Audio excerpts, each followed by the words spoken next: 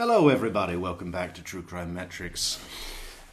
Where are we? Man, it's been a rough evening getting ready for this stream, I tell you. We've still got our video uploading at the moment. We've got a full breakdown of the unredacted portions of Jeff's Lacasse interview. What does that mean? Well, we've isolated all of the new portions of the interview and split them from the timeline, and we've kept the old footage in color, but put the new portions in black and white. Because if you're like me, watching that thing in as a whole, yeah, you notice new bits, right? You notice new bits. You go, hey, I never heard that before. Because also, if you're like me, you've watched the damn thing 1,000 times because it is that good. And yeah, it's difficult to get lost. It's difficult to go, did I hear that before?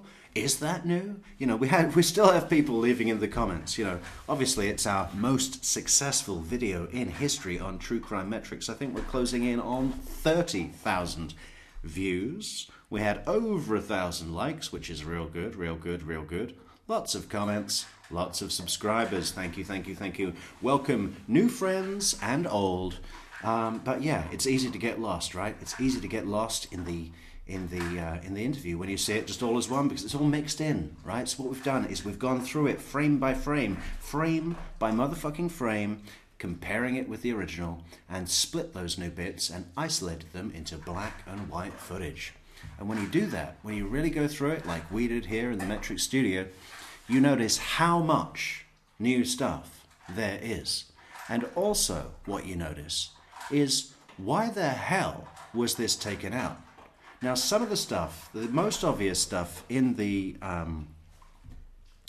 unredacted version is the stuff about Wendi, you know, swinging and psych meds and other stuff, right? That really jumps out of you, front page material, right? But also what you notice is the amount of stuff that is taken out that's nothing to do with Wendi. There's a lot of stuff that's just about Daniel Sack, right? There's a huge chunk of stuff that's been taken out that seems to be to protect Daniel Sack's exposure, reputation, and I can see why, but I also can't really see why law enforcement would take that out. I can't see why the original poster would take that out. We still don't know who made the redactions. Was it the law enforcement? Was it the original poster? We don't know.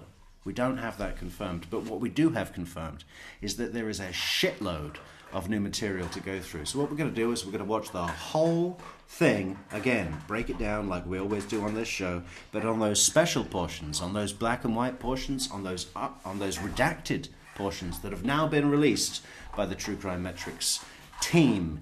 Yeah, we're going to be paying special attention to those. We're going to examine those. We're going to talk about those in comments, on the microphone, lots of places.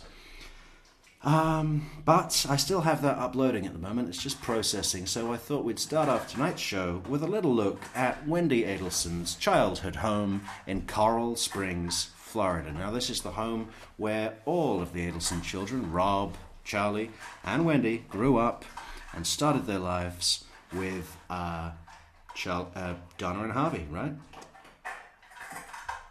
Now, we hear them mention that it was a modest home, right? Normal, middle class, upper middle class, you know.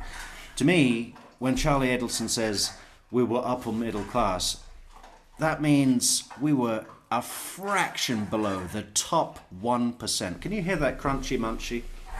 Every time I start a broadcast, my sound controlist goes and eats her cookies. What about it, Soap? Thank you for interrupting tonight's show again. Anyway, let's have a look at this house. Here it is. Welcome everybody in chat. We'll just be a couple of minutes here. There's no reason that we can't go through this now. Hang on. Wait, we're going to full screen this puppy. Check it out. So yeah, this is a modest home for $989,000. To me, it looks like sort of an Illuminati Masonic Lodge, right? It looks like it could be printed on the back of a $100 bill. You know, where there is also an owl, or is that on the $1 bill? There's an owl on some American money, Bohemian Grove. You crazy presidents, what are you doing there? What are you doing, burning an owl? We should come back to that. Yeah, let's full screen this puppy. Check it out. We've got 53 photos to go through, guys. 53 photos to go through. Wow, look at that. I mean, what is the point of that? Why don't you just have 2 floors? I mean, is it a bungalow? It's just got this huge roof for no reason. That's where they keep the owls. I'm telling you, man, something weird about those owls. So, if you start complaining and making squeaky noises, I am going to lose my temper and you will sleep outside the window, hanging from a bag. Okay, well, you've obviously got to have a large reception area. And what is it with the dining area? Wendi Adelson's house in Austin had the dining table right next to the front door without any... I mean, I don't know. To me, the front door is where you come in, wipe your feet, take your shoes off, maybe, if that's your thing. It's just, there's something a little bit dirty to a front door, you know. Some houses have a mudroom, a kind of porch outside the house, but not the Adelsons. No, they take their shoes off right where they fucking eat. And not just eat lunch, but eat a sit-down, you know, dinner party style holiday gathering at the dining table deal, right? Right next to the front door where everybody wipes the dog shit off their shoes. You know, if you're unlucky.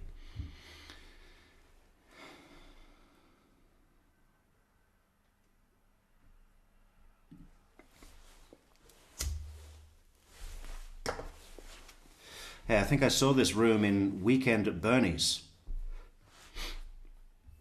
Oh, hang on. Let's just double check. Have we got a moderator in the house? Oh, hey, look, a super chat already. Thank you, Victoria Girl. He's back. She's back. Welcome back, Victoria Girl. You've got to get back into the comments. You know, you've got great comments. You sort of disappeared for a while, but now you're back. Stay with us, Victoria Girl. Make comments. Amy, can we confirm that the microphone is on?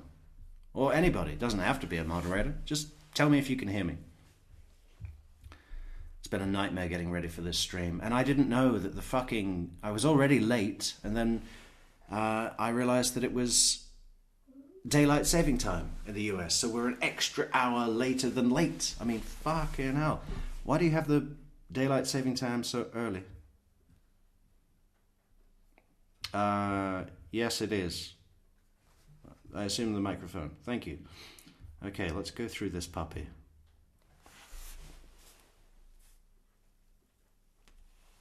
I bet they don't even call that a pool table, right? This is the billiard room where they play billiards. You don't play pool if you're an Adelson. It's billiards.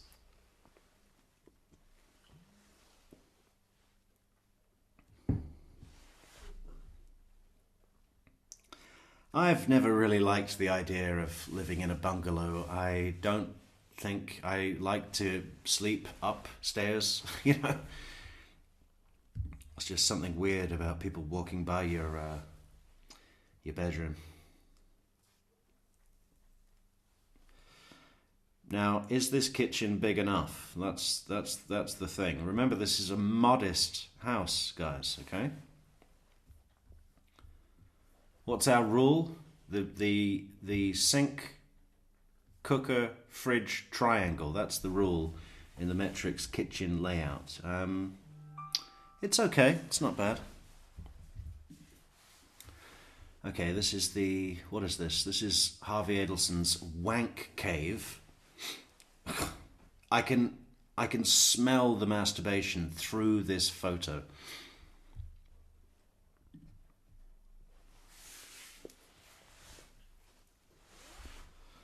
I mean, it's a fucking mansion. I know it's whose house, Jill Jane? This is the childhood home of Charlie, Wendi, and Rob, the Adelson family home that they all grew up in before Donna and Harvey moved to Miami to try living in Miami. Just trying to live in a 5-star exclusive luxury building. See how it goes.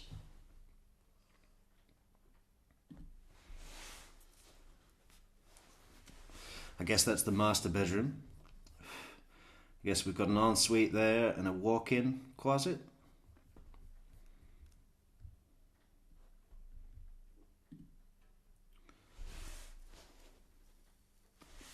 This is the second masturbation room.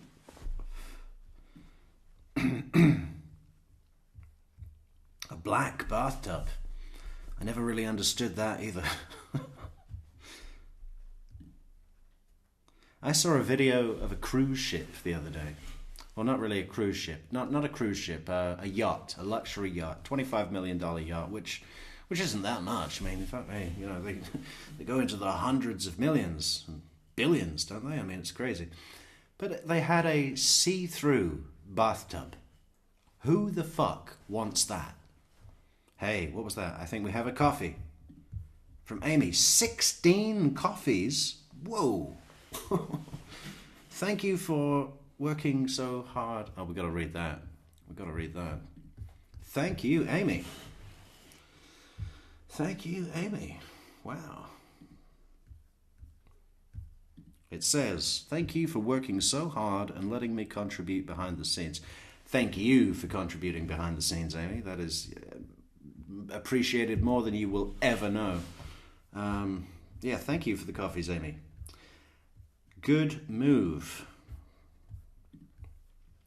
Good way to start off the stream. Everybody else, follow suit. Okay. Now what is this area here? This is just a pure vanity area. A sauna. I saw this picture the other day, right? And I was talking about it, and I pointed out that they have a sauna in their house. And one of the reasons I haven't been on the streams for the last few days is because I am actually living in a house now. In a house. Get that. A 4-bedroom house that I have all to myself for 3 months. And, I just grabbed it. But I realised when I got here that I have a fucking sauna in my bedroom. I don't think it works. I think the landlady has stored some paintings in there, so that's probably really bad to try and turn the sauna on, right? Oh, did you have paintings in there? It was funny because I made a big deal about how exclusive these fuckers are for having a Swedish sauna in their house, which is exactly what I have right behind me. It doesn't work, I'm not even going to try and turn it on. Kids' room. Haley, it should say Wendi. Imagine if it did, huh? Imagine if it said Wendi right there. I've never understood decorating kids' rooms, Cardboard box, under the stairs, foil blanket. Charlie's room.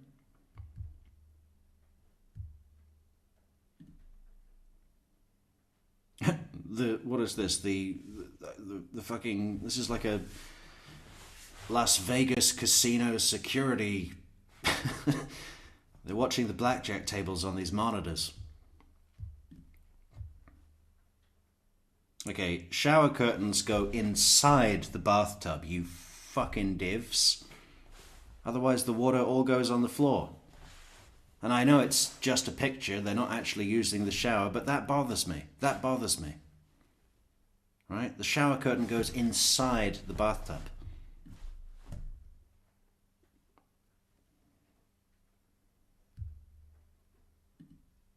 That's obviously for guests leading onto the pool, right?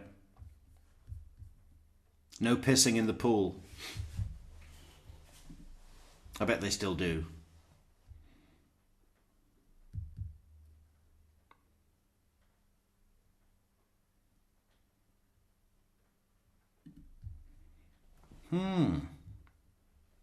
Wet room.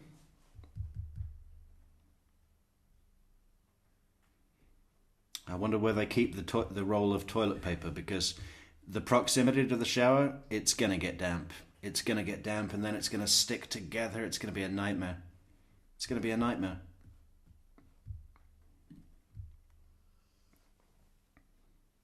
Well, they have 2 bathrooms leading onto the pool. What is that, his and hers? Maybe. Horrible wallpaper. That would give me it's like a bad acid trip. What is this? Ah, utility. Little bit old-fashioned on the washer-dryer. I want Zanussi. Okay? Get me some fucking Zanussi or some Bosch hardware in here. 1950s washer-dryer. I like it. I like the retro thing, but I'm surprised. Okay, so this is sort of outside, not outside. They've got a big old sort of... What do you call that in the States? We call it a conservatory. Conservatory. Sort of. I don't know. It's not really a conservatory. Or what. It doesn't matter. What have we got here? Little fireplace. Fireplace on a carpet. Well, that carpet's going to get ruined. You know, embers are going to fly off, burn a hole in the carpet. Bad move. Bad move. You know, when people are showing a house, stuff like that really bothers me. The shower curtain, the ember tarnished carpet on the under the fireplace. Terrible, terrible.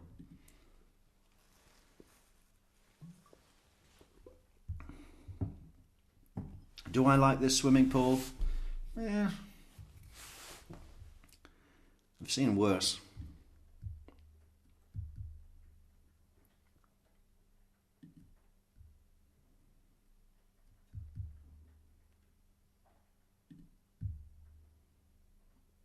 So the photographer had to come back at dusk to show off these shitty lights.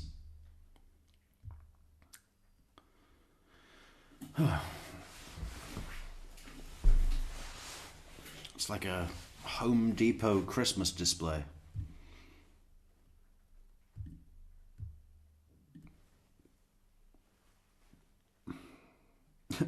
Not much into growing your own veg. I mean, this lawn has never been touched. Big though.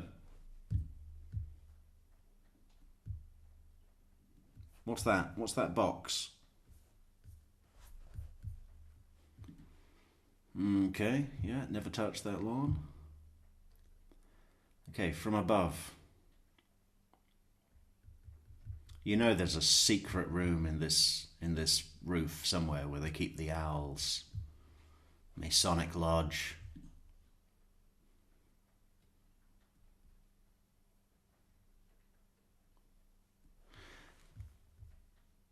Contractors had a geometric nightmare with this roof. Look at it. I can't even work it out. It doesn't make any sense.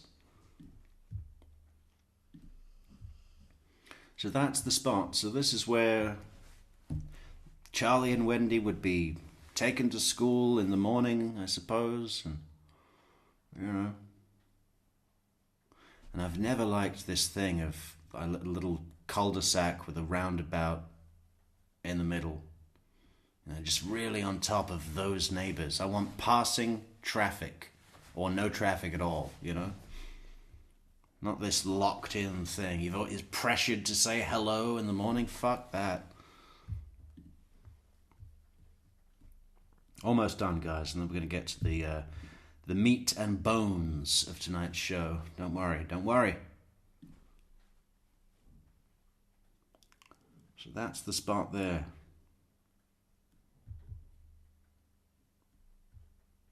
I mean, what do people think? Is this particularly exclusive, or is this just Coral Springs living, you know? Looks pretty exclusive to me, but what the fuck do I know? And that's it. 53. We got there. Okay, let's go and get our video for tonight. Where's our video for tonight? We've got a...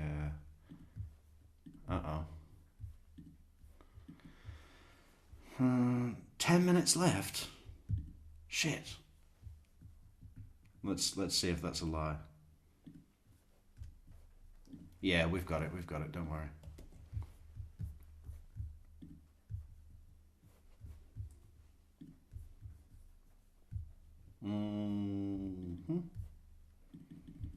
Okay, so a little breakdown about what we're doing here tonight, okay? So we are... What are we doing?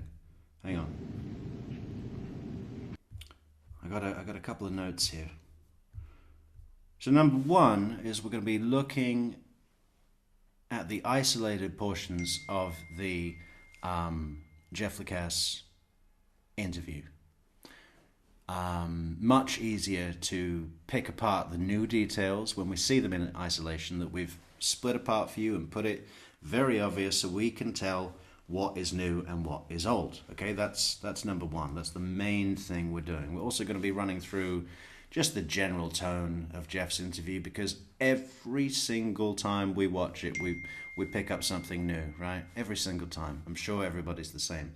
We're also going to be poking some lovable fun at General Isom, because I just can't help it. You know, I really, really do genuinely like the guy. I don't have anything bad to say. Well, I do have one thing bad to say about him. You should not have let Wendi Adelson out of that fucking interrogation room. Are you mad? And don't come at me in the comments saying, yes, but he knew that if he arrested her, he would lawyer up and he wouldn't get anything. Well, he didn't get anything because he let her escape to southern Florida and didn't she's still out there. So don't tell me that was some tactic. He believed that she was completely innocent. It didn't last long, but it lasted enough for her to get the fuck out of Dodge. We're going to be poking some lovable fun at General Isom. And the third thing, I should say, is somebody said to me in the comments on another video, they said, wouldn't it be, it was like watching Jeff's interview through the totally make-believe, but fun perspective that it was Jeff that killed Dan Markel.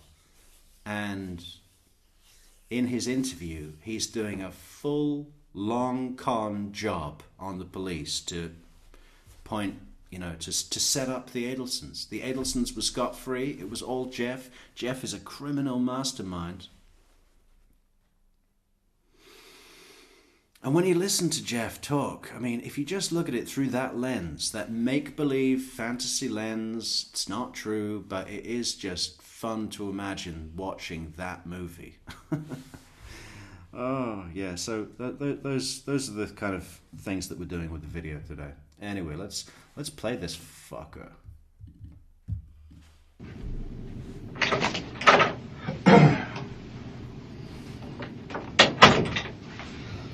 I mean, just look at him there. I mean, this guy, it's been 8 months since the murder, since he was talking to Investigator Hale and came in for the initial interview, came back, but was all kind of messed up. He's had 8 months to process. He's kind of moved on with his life, seen other women, begun to pick apart things that were bothering him, things that have come back to him over time. He's been going over the receipts. He's been talking about it with a therapist who's got obviously a ability to be, what is the word? Objective about the situation. He's also spoken with mutual friends, heard bits and pieces, spoken to Wendi, heard a little bit from Wendi. Something doesn't seem right. And it's been bothering him. It's bothered him so much that he's now come into the Tallahassee Police Department and says, listen, I got to talk to you guys. I've got something here, right? You guys, I haven't heard that there's been an arrest, so do you not know? I've got to tell you these details. I mean, he's got his notes prepared. He's got copious amount of notes, right? But just look at the way he's prepared. He's come in, but his last experience talking to Investigator Hale, who basically wasn't interested in his opinions and findings. Luckily, General Isom is here to save the day, slowly.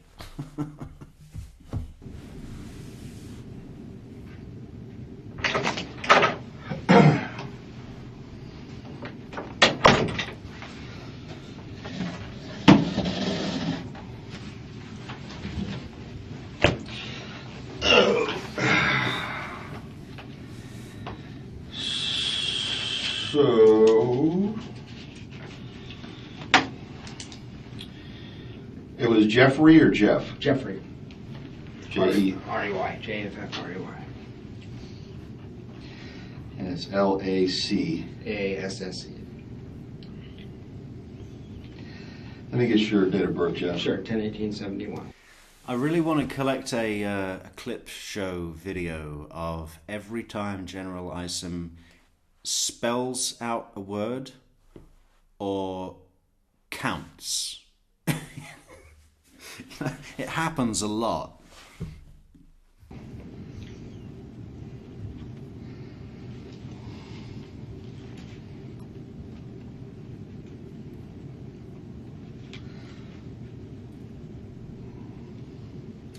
Actually, just before we get into it, who wants to hear Donna's latest from Donna?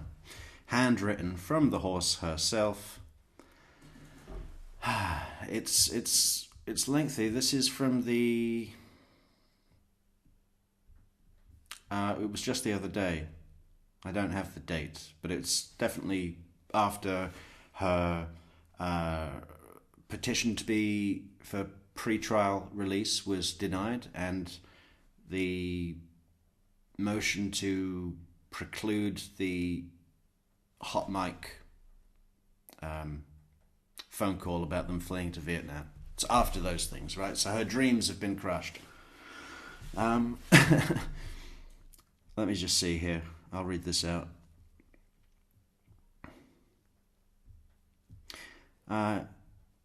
It's always a pleasure to hear from you. Yes, you're right, I do get mail from many people, but I'm not necessarily interested in writing back to the majority of them. You're different. I am not always the best judge of character. Anyone watching Charlie's the videos we put out on Charlie yesterday? I'm an excellent judge of character. I am not always the best judge of character because, as my family always tells me, I tend to trust and believe people, always seeing only the good in them. But there is something about you that I feel in your letters and makes me comfortable to write to you. Yes, of course, there are two sides to every story, but at least you're cognizant of the fact that the media have only a negative story about me, when in fact the hearing on February 26 was the first and only time I've ever spoken. My hope, of course, is when the truth is told, and at my trial, I will be able to return home and enjoy whatever is left of my life with my husband, my children, my grandchildren, and my dear friends who have stood behind me through this awful ordeal.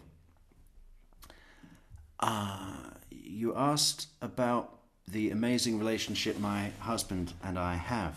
I truly wish I could give you words of wisdom, but I do believe in luck. My husband went to Stuyvesant HS. I'm not sure I pronounced that right. I'm sorry if I didn't. I don't know what that is. I suppose it's a school. In New York City, a math and science high school. There you go. It was there where he met and became friends with my older brother. They each went to different colleges, and then my brother went to medical school and my husband to dental school.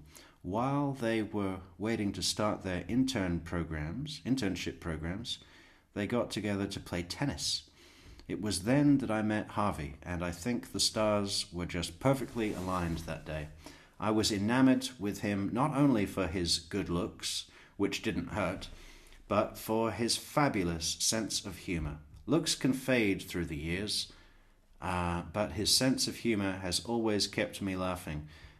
It's true when they say laughter is the best medicine. That medicine has kept us healthy and smiling for a long time, no matter how difficult a hurdle we have to jump. Laughter and a good sense of humor definitely helps you get over the challenge. You asked about my personal background. I was born in Brooklyn, New York, to a lower middle income family. My childhood was great. I had very loving parents who always pushed my brother and I to do our best in school. They knew that was the key to success. Neither of them had a college education, but they did want that for their children. My brother became a physician and I became a teacher. Teaching was my dream job, and I always loved my time in the classroom. There was no greater satisfaction than teaching a concept and seeing your students get it. When I was in an open pod, general population setting, I taught a few women algebra and reading. Here I'm alone 24/7 without any social contact. It's pretty awful, but I've started counting down the days till my trial and trying to make myself stronger to get to that point. I hope...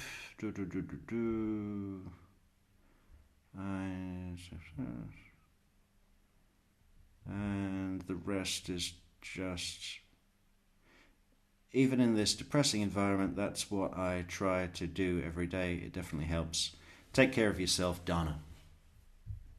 So, I mean, she seems in fairly good spirits. Always nice to hear from Donna. Okay, back to Jeff.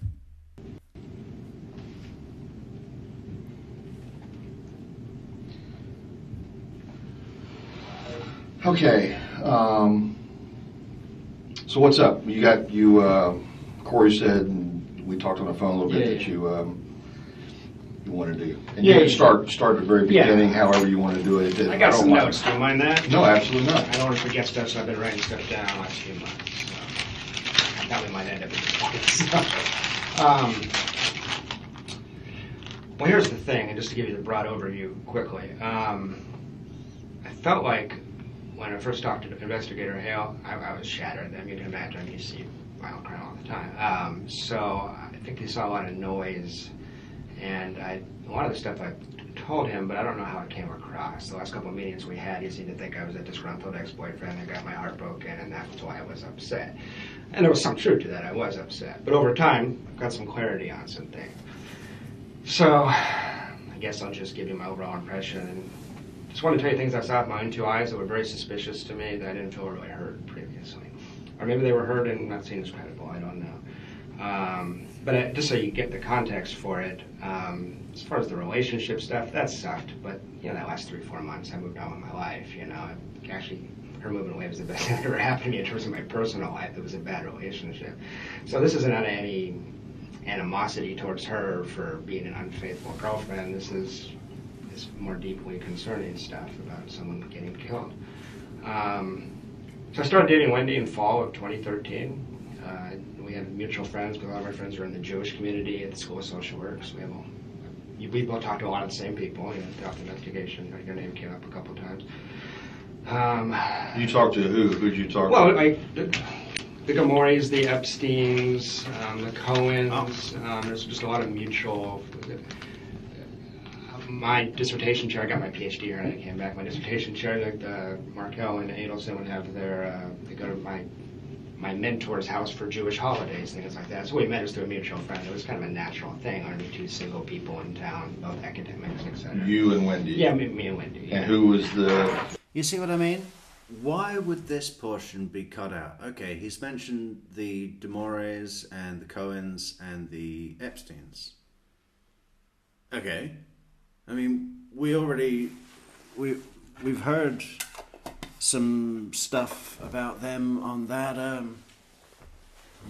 podcast. You know, the Wondery podcast. What's it called? Over My Dead Body. I think they actually speak on there. Or, I mean, it's just strange when you break it down. Why are certain points taken out? We don't know. It gets stranger. Stay with us. Introduced as a guy named Stephen Tripodi, who's a professor, but his wife used to hang out with Wendi. We just have a lot of mutual friends and stuff. So that's how we met. So we dated casually in the fall. She just got divorced, so had I actually. And at the time, I came in here before, I thought Markel was a dick. That's what I had been taught by Wendi. Over time, I realized I was kind of misled. But in the fall, it was interesting. Let me start. Danny had been describing Wendi as a pathological liar and a mentally ill narcissistic sociopath in a semi-joking manner, but to you? To other people. I just heard that through the grapevine. Because people said, be careful with Wendi. She's a little unbalanced. And I said, well, she seems upset about her divorce, but I don't know if she's unbalanced. I didn't take it seriously at the time. It sounds extreme, right? I thought these two people were having a nasty divorce. He's calling names. I thought it was totally out of line. It's one of the reasons I was upset with him, because you've seen the court documents. He got sick of her and really went after her legally in a really aggressive way, and not knowing the background. I thought it was inappropriate, I thought it was taking things too far, trying to disbar your ex-wife, But one impression I'm left with is, I don't think I said this before, in December or January, I thought that was totally out of line. By May, I don't know if those are technically the correct words, but by May, I knew exactly what he was talking about, and this is a very troubled person, Wendi Adelson, deeply troubled person. And at first, she's gorgeous, she's smart, she's funny. I fell for this girl like a ton of bricks. Most men would. That was one reason I stuck around too long. But just an overall impression of her. And Danny says this in court documents, actually. Very manipulative person, a pathological liar. Wendi was an alcoholic while I was with her. She drank her dinner most nights. Extremely fragile, extremely depressed. Mm-hmm. Many, many nights hated Tallahassee so much that thought we're a bunch of country bumpkins and we liked Tallahassee because she's from Miami. Didn't hide that fact. Thought it was bizarre that I moved here from Phoenix. And the two conversations that we had every single day for 9 months were, Danny is an evil monster. Tallahassee is the worst place in the world to live, and I can't believe I got stuck here because of Danny Markel. She was obsessed with those two concepts. So I got really tired of hearing that, but I heard that every day for 9 months.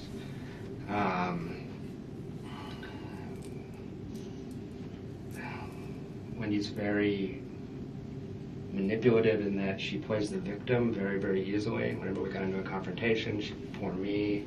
Very sensitive to that. I work with DV victims, women that have been raped as a social worker, all that kind of stuff. So I'm a sensitive Mr. Rogers kind of guy. So it's a very...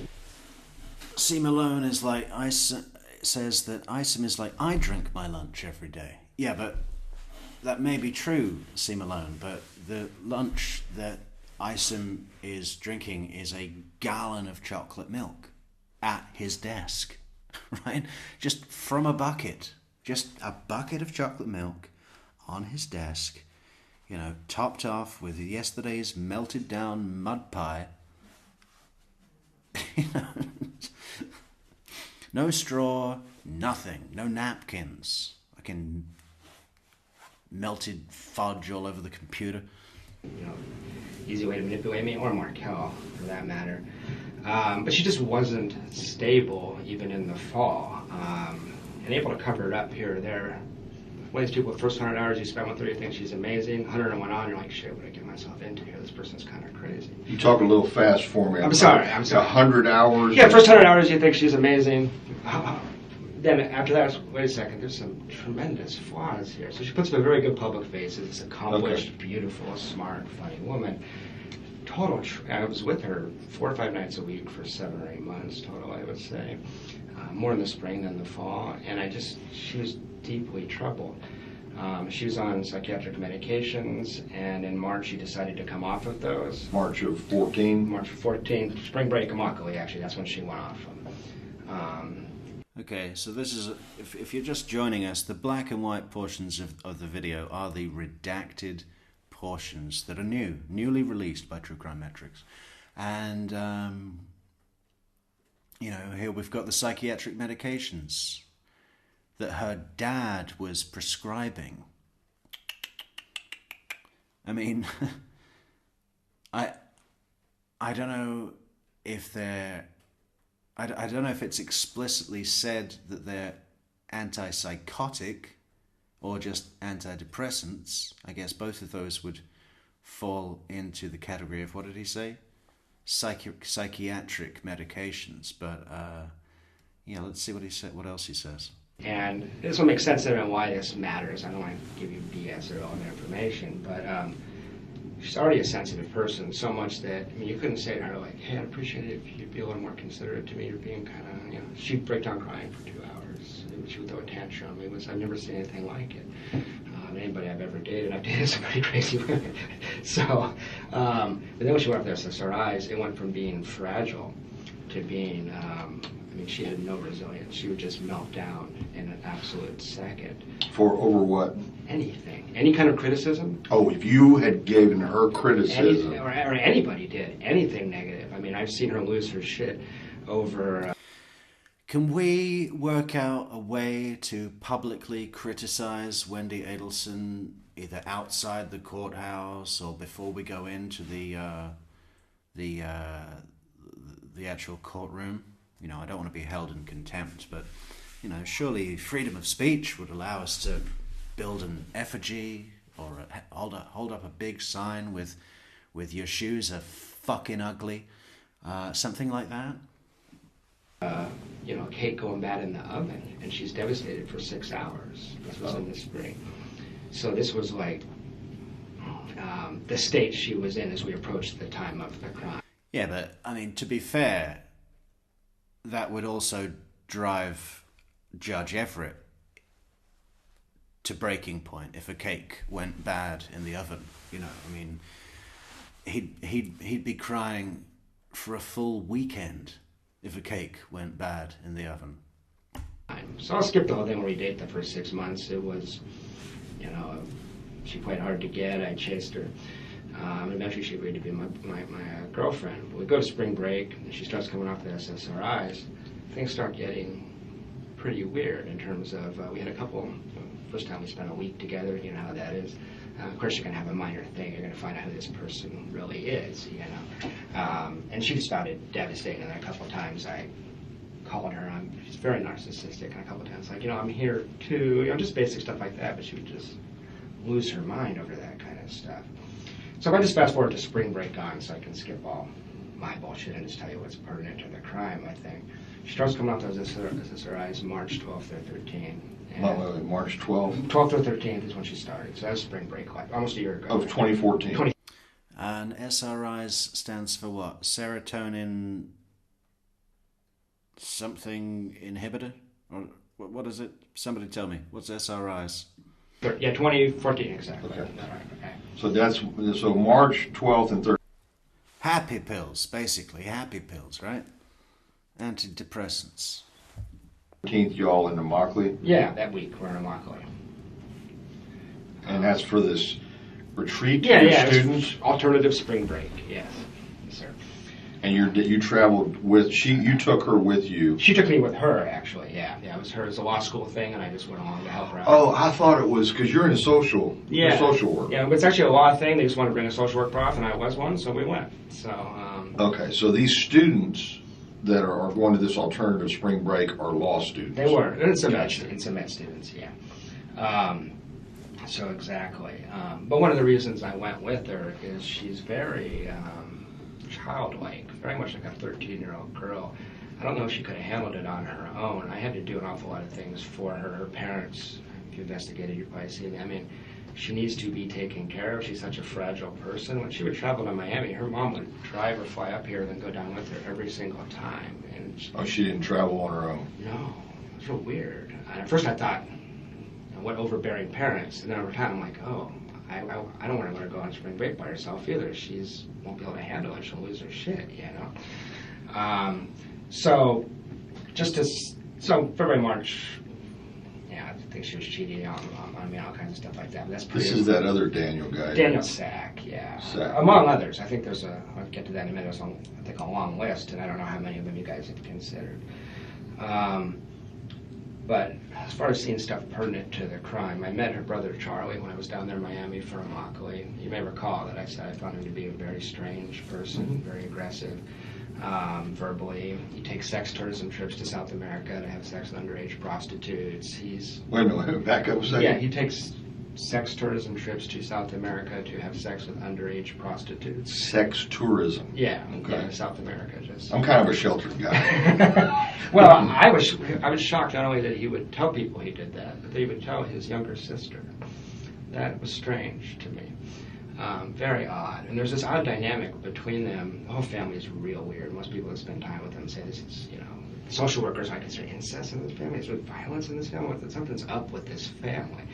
But I mentioned to you that he talked in the hot tub about punishing a girl by anally violating her in front of Wendi and I, like bragging about the fact that he'd hurt this girl because she had got him in an uncomfortable situation. So he came off like an offender to me. He came off like a, kind of sociopathic, like this is strange. He just met me. He's telling me this. It was really, really weird. Okay, Yeah, go ahead. I know. I'm just trying to rein you in a little bit ahead, so I can make sure I get it right. Yeah, please. I do recall something about a hot tub. Yeah.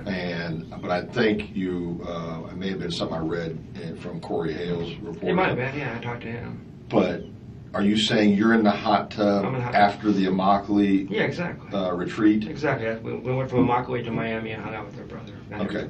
So you're in Miami at his place, I guess? Exactly. It's very welcome. He's got a really nice house.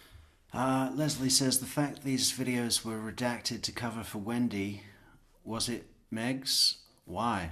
Well, that's the thing, Leslie, because what I was really surprised at when I separated all of the redacted portions by going through the original video frame by frame and finding the cut points, which took like days, was that a significant portion, maybe half or just under half or just more than half of the redacted portions are nothing to do with Wendi at all. Serious amount of Daniel Sack references were taken out of the original, and I wonder why. It's in Miami Beach area.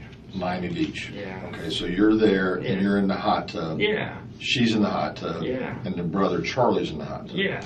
Okay. Charlie's talking about punishing girls through anally violating them in front of his sister. It's just.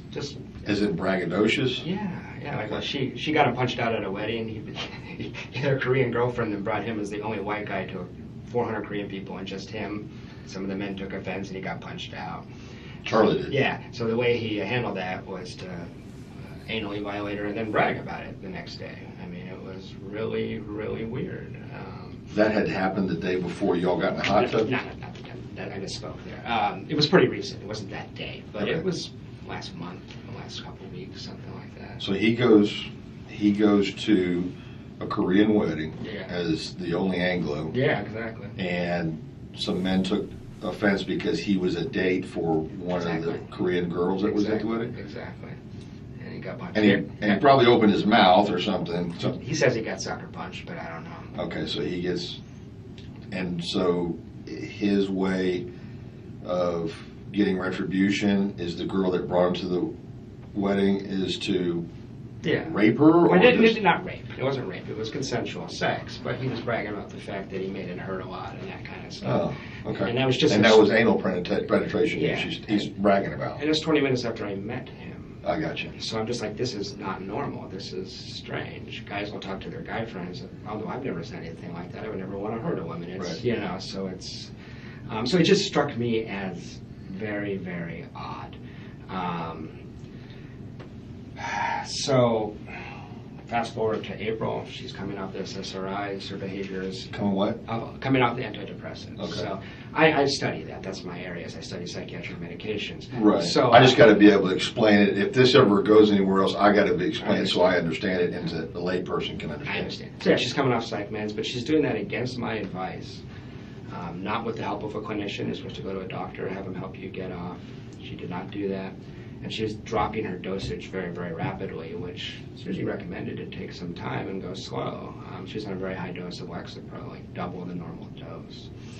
And so in this time period, one of the reasons I stuck around, even though it was so crazy, was I thought it might be a passing thing because I thought she was having withdrawal effects. Some of the physical ones like dizziness and stuff like that. But sometimes people's behavior gets really weird in that, so you give them a break while they're coming off. So I was giving her a break. What is the Lexapro for? It's for depression. Depression. She was diagnosed as depressed. And her dad, the dentist, was writing her scripts which he shouldn't be doing, to help her come down the dosage. Because you want to switch to the liquid so you can slowly go down. But she ignored all my advice. I was constantly, you may have seen this in the emails if you looked at it, I was constantly cautioning her, texting her, saying you need to go slow, slow, slow. I made her get a therapist. I said, I'm not going to even talk to you about this unless you at least have somebody you're talking to that can monitor your mental health, because I saw she was just spinning out of control. And she wasn't that... I'm not even going to talk to you about this unless you see someone that can monitor your mental health. I mean,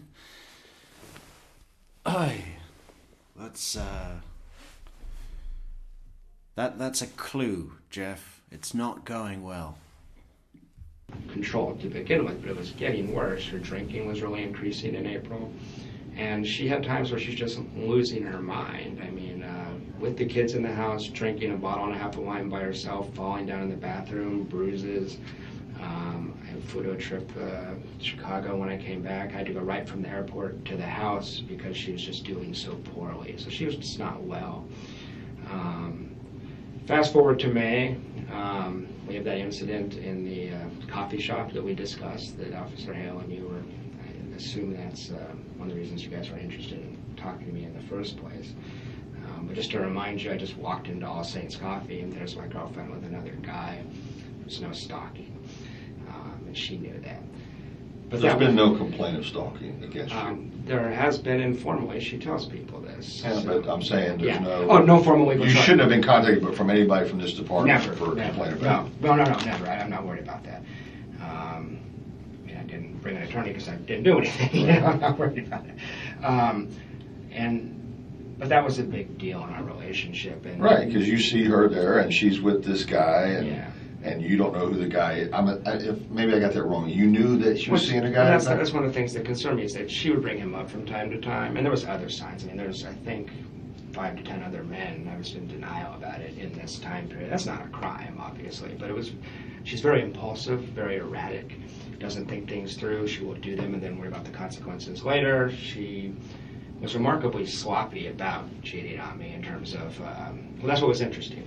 Up until about early June, she was covering her tracks pretty well, actually. I'd heard of Daniel Sack. I knew he was an ex-boyfriend.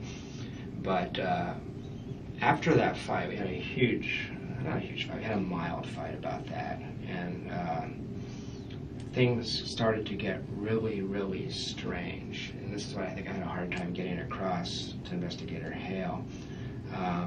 So we have that fight. She goes to Portland for a weekend. She comes back. It's now June.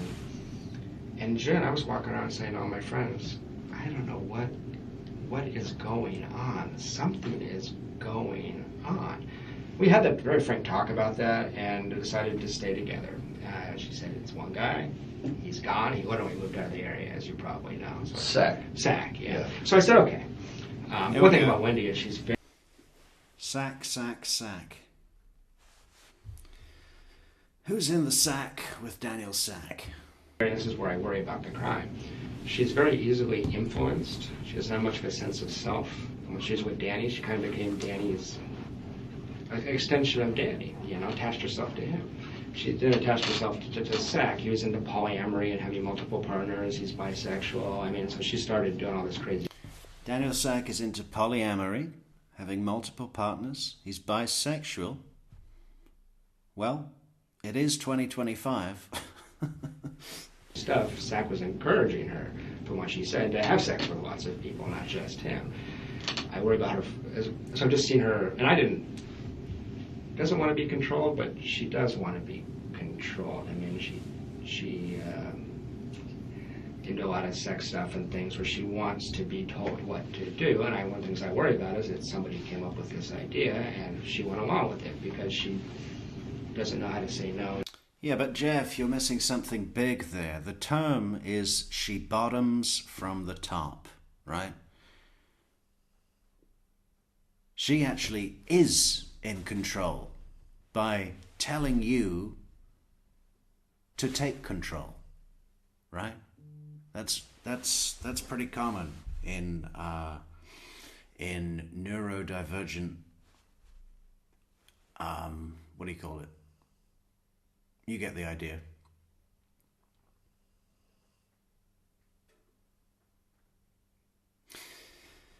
Yeah, let's examine that a little bit more. What's that? So I've just seen her, and doesn't want to be controlled, but she does want to be controlled. I mean, she into a lot of sex stuff and things where she wants to be told what to do. And one of the things I worry about is that somebody came up with this idea and she went along with it because she doesn't know how to say no. She hates confrontation, things like that. So in June, I was walking around saying to my friends, I don't know what's going on. It's just uncanny to think back on it now. I said, I don't know what's going on, but something's gonna happen. Like, it feels like there's drum beats. It feels like we're moving towards something. It's really, really strange. I don't know what's going on. And one of the strange things that happened was we had a trip to California scheduled to see my parents the week that Danny was killed. And in early June, she rescheduled that trip. And I said, what's the problem with the trip? And she says, well, I'm worried we'll get stuck in the airport and we won't be back on Friday. I have to pick up the kids from school. And I said, but we're coming back Thursday night. It's not winter. We're not going. Winter in the winter, I would understand. There's no way we're going to get stuck. We can rent a car. We have friends that could babysit. This is strange. I said, fine, cancel the trip. And that was going to be in early June? The trip was going to be the week that Danny was killed. Oh, okay. That was the trip? 11th to 19th was supposed to be the trip. So we had a trip planned, and she was real strange about the fact that we had to reschedule this trip. It just didn't make sense. And I even said, if you just don't want to go because you don't feel comfortable right now, just tell me, that's cool. She goes, no, I have to pick up the kids from school that day. I just have to. I don't want to do anything that would stop that. And she said, I'll miss the kids at that point. I said, okay. A couple of days later, I say, well, she said, but I want to spend that time with you. I was leaving for Tennessee on Friday. And she said, I want to spend that Monday through Thursday with you. I said, great. You want to go to St. Augustine? She loves the beach. She hates Tallahassee. This, again, is just very strange and suspicious to me. Wendi Adelson tells me, what I want to do is a staycation. I want to stay home in Tallahassee.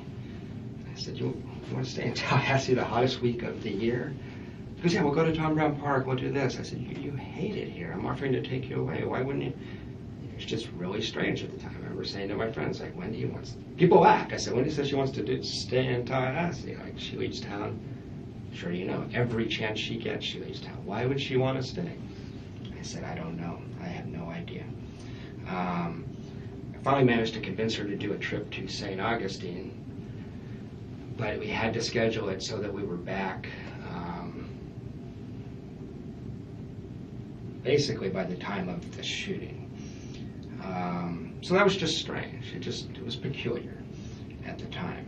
And when we scheduled that trip to St. Augustine, I was sitting her, she has her calendar open. You have to schedule everything with her. That's just how she was. There was just, at the time, I can remember sitting in her office trying to schedule this, and there was this weirdness about that weekend. We're scheduling other things, no problem, but that weekend, she just was intent on.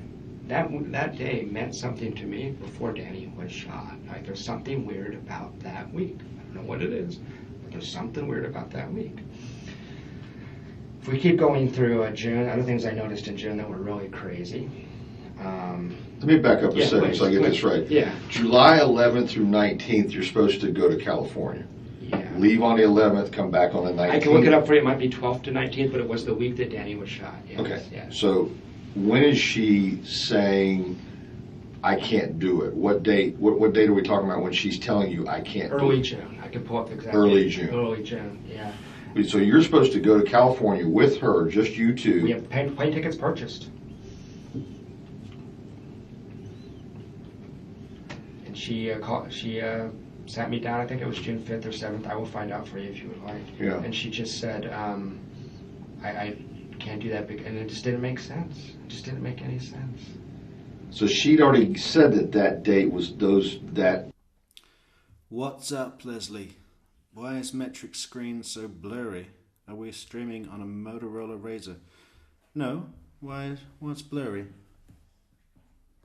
Shouldn't be blurry. It's not blurry for me. Is it blurry for anyone else? Does the video look blurry? Let's get some feedback. Window of She said, this is the 1 week I have to go see your parents. And I 11th said, through the 19th. But that was in May we booked them. Then we have the flight. I find out about Danielle's sack. And afterwards she says, I feel comfortable with that. She just had an appointment with her therapist, and she said, my main concern is I want to be able to see the kids on that day, the day that Danny was shot. We had people volunteering to babysit if they needed to, if we were delayed. We weren't going to be delayed. And she insisted it was not because she didn't want to go with me. She wanted to spend that week with me. She just wanted to spend that week with me in Tallahassee. She did not want to leave Tallahassee that week. Okay. And I mean, there's 3 different times. There's that time, then there's the staycation thing where I'm like, what are you talking about? That's bizarre. And then there was which we scheduled the trip to St. Augustine. If I fast forward a little bit, we have the trip to St. Augustine planned until July 15th or 16th, and she canceled that the last second. So 3 different times she canceled plans with me in the 2 or 3 day period with Danny. What you're leading to is this is highly suspicious that she needs to be here on the 18th of July. Yeah, just anecdotally, subjectively, whatever it's worth, it was really weird. It was really strange. I know this woman. I know her really well. And there was something at the time with me saying to my friends, what's going on? It's just really, really strange. It's just really... She'd never done anything like this before? No, she had canceled and recanceled, and she did that all the time. Completely disorganized person. But it usually made sense. It usually had a reason. And usually the reason was something about court with Danny, or her parents wanted to come down to South Florida. Every other time but this, I understood. This time I was completely puzzled. It didn't make sense. And it was very, very strange. Okay, so she cancels this trip to California. Did you go anyway? I did No, not. of course you didn't. You were okay. Wish I had. Yeah. And so what happens to these plane tickets? Her ticket, I have no idea. Oh, she bought her own? Yeah, we bought separate plane tickets. As a matter of fact, I don't know that she did buy a plane ticket. Oh. But she told me she did. Same airline? Same So. flight? I can find out for you. I can send you my reservation. Because we had a discussion about getting our seats moved together, so I think she probably bought a ticket, actually. But I never saw the ticket. It wasn't discussed any further? I can't recall. Okay, so that's the first thing. In early June, she says, Jeff, I got to be back on that Friday the 18th. Exactly. To pick up the kids. I guess that's going to be the first of her week with the kids, maybe? Yeah, she gets the kids back after having, because they went to 7-day schedule in the summer. Right. And she's, I'll miss the kids. I said, we'll be back. It's not, I said, if you don't want to go, just tell me I don't want to go. No, I want to go. I just got to be back for the kids. There was a special... Okay, why not adjust the flight or adjust the... Well, she had the kids the previous week. This was her one free week. She's also booked all summer. Well, the 18th is a Friday. Yeah, it is. Okay, so, going backwards, the 11th should have been a Thursday, I'm thinking. I can look it up, but it just... I mean, that is a little bit difficult to do sometimes, isn't it? When you have to count back the days. It's much easier to look at a calendar, which he should be doing as an investigator, right? If it's the 18th, we know that's a Friday. So the 11th would be let's work it out together, like Isom's doing in his head, trying to do right now. 17th, Thursday. Wednesday, 16th. Tuesday, 15th. Monday, 14th. Sunday, 13th. 12. No, he's wrong, isn't he? It's Friday. The 11th is a Friday.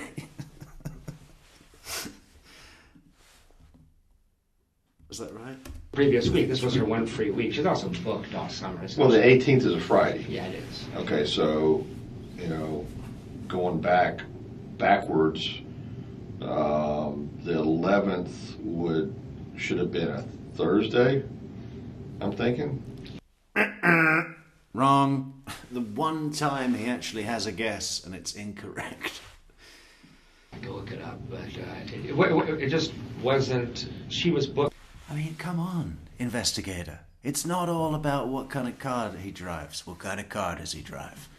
If you're going through a timeline about a murder that happened 8 months ago, and you're actually going through trips to Immokalee and visits to Charlie in March and planned plane tickets to California the week Danny was shot and stuff happening on different... You need to have a physical paper calendar on the desk and be taking notes on the calendar, okay?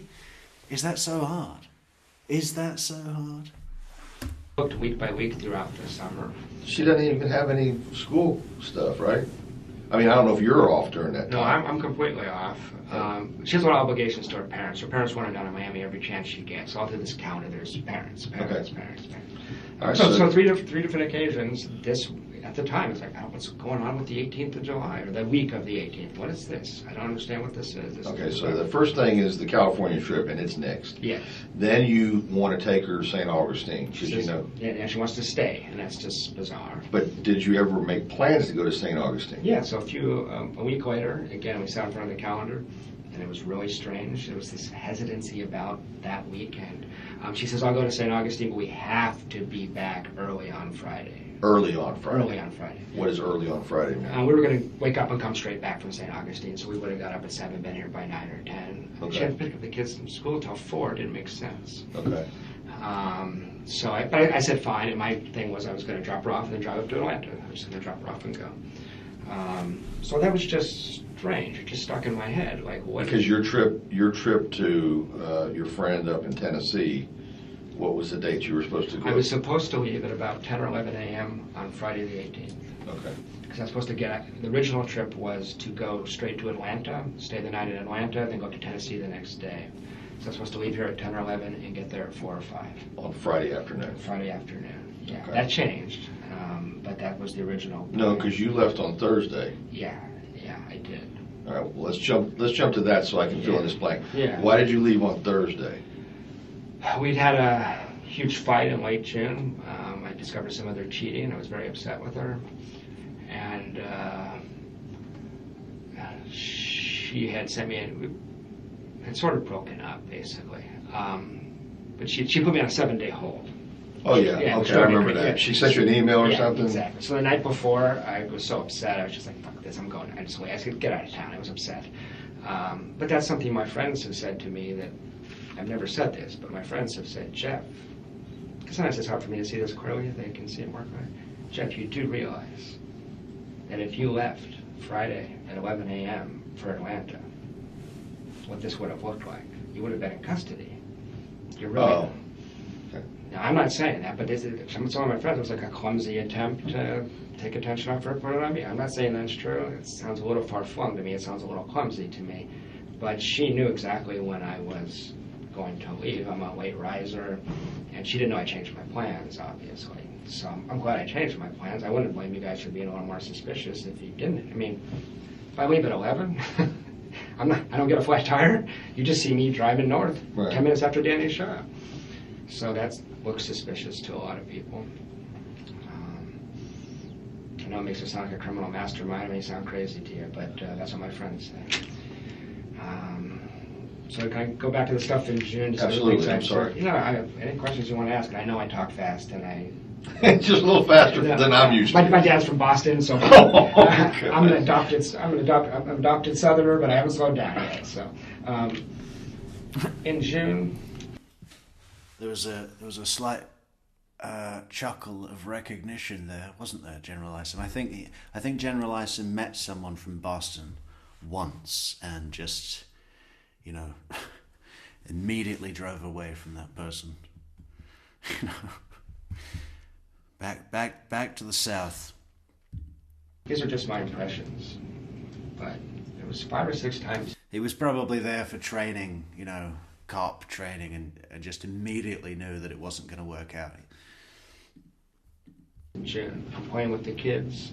We had a good family life, terrible romantic relationship because she was cheating me all the time. But I'm home with the kids with her, nice family life. You're at her house out on Every time, yeah. Cameron. Exactly, off Aqua Ridgewood Lane, yeah, nice house. So 4 or 5 times in late June, I'm playing with the kids, reading them stories. I was very close to Ben in particular, spent a lot of time with those children. And I look out of the corner of my eye, and Wendi would be in the kitchen crying for no reason whatsoever. And at the time, what it looked like to me is she was like taking it all in, and she looked like she was grieving something. And I would say, "What's wrong?" And she'd say, "Nothing's wrong," or make up some bullshit story. And I never. She lied so much; it was hard to know. But in retrospect, it makes me worry a lot because it looked like she was wrestling with something. It was very. It wasn't suspicious. It was just weird. But in retrospect, it's like, wow, let's assume she knew something was going to happen. That's how a person might react, you know? She made a choice, but... That's late June? That's late June. That's late June. So that happened enough times that I talked to my friends about it. Also in June, Wendy's a pretty good liar if you get in front of her for an hour or 2 at a time. And, I mean, Danny's put that in court documents. It's not a secret that she lies a lot. It's how she navigates the world. But... she has a problem with her lying in that I found out she cheated on me with Dan Ossack because she kind of accidentally told me by talking about him all the time, and she's just sloppy. So longitudinally, she couldn't keep her story straight. You know, in the short term, 4 hours, 8 hours at a time, okay. Over a month, saying, well, what about that thing? The stories start, you know, not. But she talks constantly. She's very extroverted, very narcissistic, very focused on herself, very self-involved. Well, what she was talking about in June, relocation to Miami. How terrible it was to be stuck in Tallahassee. Crying like, I got stuck here, I didn't choose this, I can't stand it. And she talked about the fact that the only way she could ever relocate is if something happened to Danny. Now, did she actually say that? Yeah, she did. Yeah. This is the first time you've mentioned that. I don't think so. I think I did mention that to Investigator Hale. Okay. I think I did. Well, no, it wasn't. I had 3 interviews with Investigator Hale. And okay. The next 2 was me trying to tell him things like this, and I don't think he was hearing me. Okay. So, no, she didn't say I'm going to kill Danny. She didn't say that word for word. But it was, because I was saying, hey, we're about to, like, get serious here. Are you going to be here? Because she hated it so much. I need to know what's going to happen. And she's like, well, the only way let me give you the context. The only way I could leave is if something happened to Danny. But if that did happen, that would be a tough decision. I would probably need to go back to Miami to be with my parents. So that scenario came from her. Yeah, that would be a really tough decision. You know, I've been viciously complaining about Tallahassee and how much I hate it, and how the movie theater sucks, and how I'm stuck here with these country bumpkins with no decent sushi whatsoever in northern, sweaty, muggy Florida. But it would be a tough decision. You know, I'd really have to weigh it up. You know, if something happened to Danny, I would have a tough decision. I'd probably have to move to Miami, you know. For the boys, you know. Nothing to do with my failed court petition to have them sanction, Dan Markel. You know, do I need to explain this to anyone listening to the show? No, I don't. But it's ridiculous, right? Did she buy a plane ticket? No. Why would she? Oh, hey, Carrie Sue. Thank you for the coffee, Carrie Sue. And enjoy the coffee. Yes, we will. Tomorrow. And maybe a piece of toast. Yeah. Did she buy a plane ticket to Miami? Why would she? To meet Jeff's average, non-millionaire, non-upper crust, pathetic parents. Yeah, I'm sure she was really broken up about that, right? I'm talking from Wendy's perspective. I don't think they're pathetic. They're probably very nice. His dad's from Boston, talks a million marathons an hour, you know? And they have a marathon, don't they, in Boston? And maybe that's why everyone talks so fast. To keep up with the runners.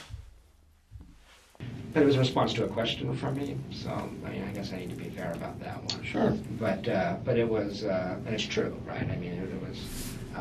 I asked if Danny might move with her. She said she would not be willing to do that. But she was talking about that. She would not be willing to do that. Hey, thanks so much for the super sticker, Evan, and welcome back. Welcome back. No, she didn't. Well, Danny had job offers from all over the country constantly, and she didn't want to live in Houston or St. Louis or things like that. I mean, she was miserable here. She was here just because she came. No, Jeff, it would be a tough decision. St. Louis, Wendi Adelson moves to Missouri. You think she's going to miss the chance for that? That sounds like a movie, doesn't it? Wendi moves to Missouri.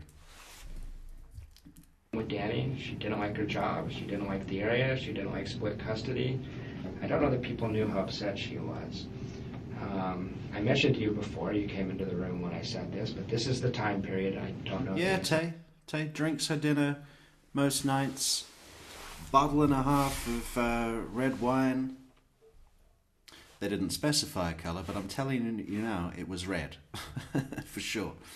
A bottle and a half of red wine to yourself while you're looking after 2 infant children, falling over in the bathroom, bruising your arm. You know. But going back to our lens of looking through this make-believe movie-esque idea of what it would be like if Jeff Lacasse set the whole thing up and now is setting up the Adelsons with this bulletproof finger-pointing interview.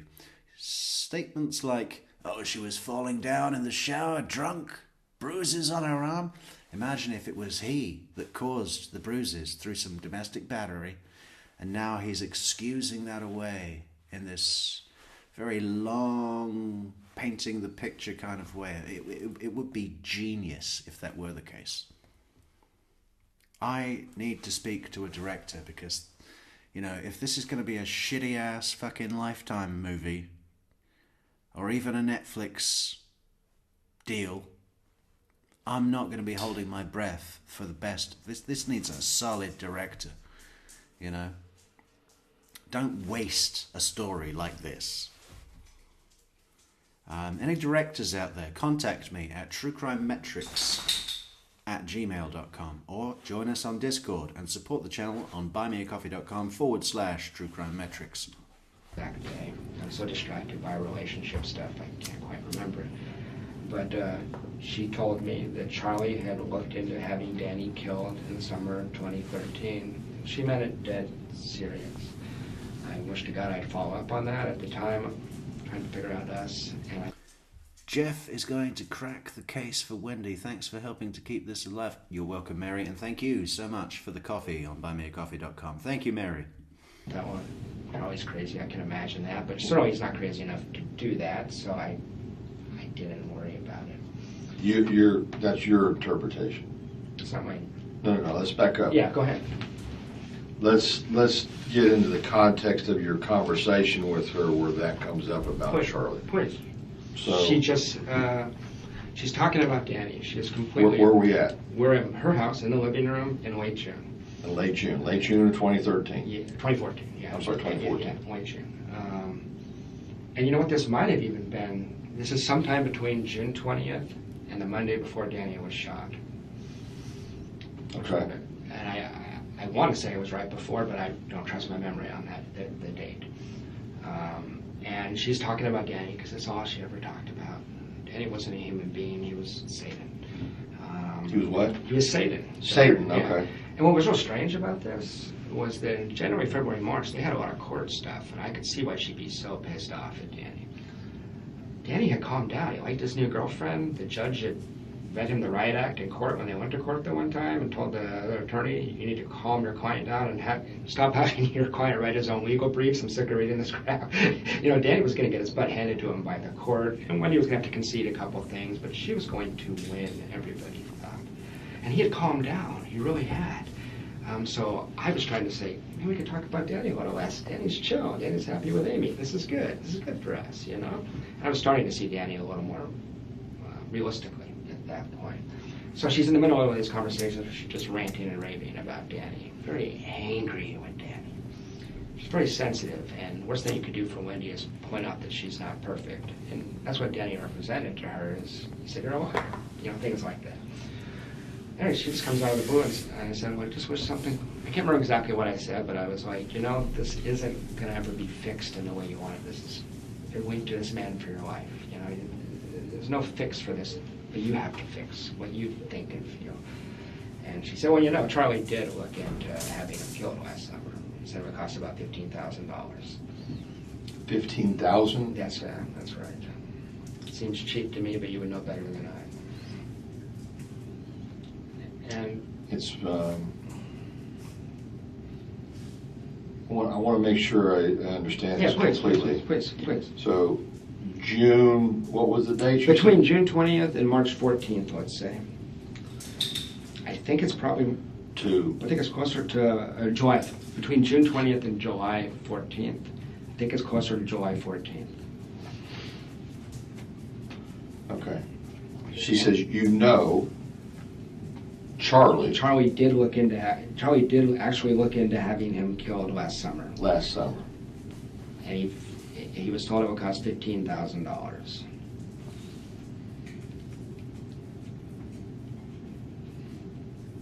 And one of Charlie's This is just paraphrased, but I want to make sure I Yeah, understand. yeah. Charlie did look into having Danny killed last summer. It would cost about $15,000. And that's not exactly word for word, but that's pretty close to what she said.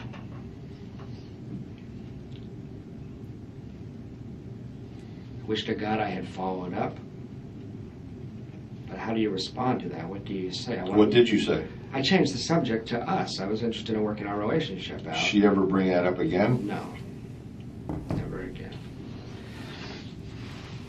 But what worries me is that the speech pattern, I'm not trying to play FBI profiler here, but it's kind of similar to when she would say, you know, Daniel Sack and I had coffee yesterday. Well, that means her and Daniel Sack had sex, so that's what that means. That's how she lies. So the fact that she would leak a little bit of it out scares me. Which is kind of like, I told you half a truth instead of half a lie. That's how she lies. That's exactly. I'm sure you've done that a lot in your life. So it doesn't have the impulse control just to say nothing in high-stress situations, but gives you this half-ass version. Yeah. So I thought about that a lot. But you do remember the amount is $15,000? I do remember that. No further than that, nothing else? There's nothing else. I wish I followed up. I beat myself up about this. No, you didn't. What am I going to do? Call you guys and say my girlfriend said something crazy? I don't know, you know. The thing that worried me about Charlie is he has a very close friend and goes on these trips with him who's ex-special forces and is known for being kind of deranged, and it felt like it was done by somebody who knew what they were doing. So I told you guys that already. What's his name, though? I never got a name. I don't know. I assumed you guys investigated it. I don't know. He's a tatted up, known affectionately as a deranged guy. Guy just didn't come back the same like some of these guys do, unfortunately. But he's a close friend of Charlie's? It's on his Facebook page. That's what I told Investigator Hale. Okay. When I heard the crime occurred, about 12 hours I was shocked, and then as I'm driving up I-75, in my head I was like, holy shit, Charlie did it, and he got that guy, I can't remember his name, to do it. You're saying this guy is on Charlie's Facebook page, or was? Was. I don't know if he is. Okay.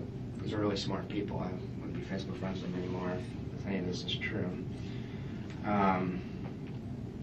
Other thing that happened in June, our relationship isn't doing well. All of a sudden, from nowhere, you know, like a 5-year-old kid will try to manipulate you in a very transparent way, and it's like obvious what they're doing.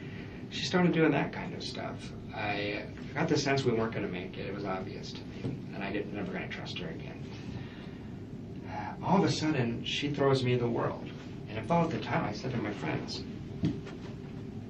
I've been very careful not to develop like a hindsight bias. I've checked back in with my friends. What did I say? They said, you said in June it felt like Wendi was stringing you along for some reason, and you couldn't figure out why didn't she just break up with you? She's like, this ain't gonna work, you know. So all of a sudden, she's telling me I should move in. Move in with her? Yeah, she's talking about moving in.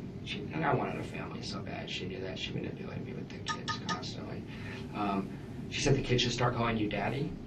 I'm going to talk to my mom and dad, and I'm not Jewish. That was the whole thing. I'm going to get approved by the parents. I'm going to give you the passwords. I'm going to give to all my computer accounts. She started acting like this was going to be a permanent thing.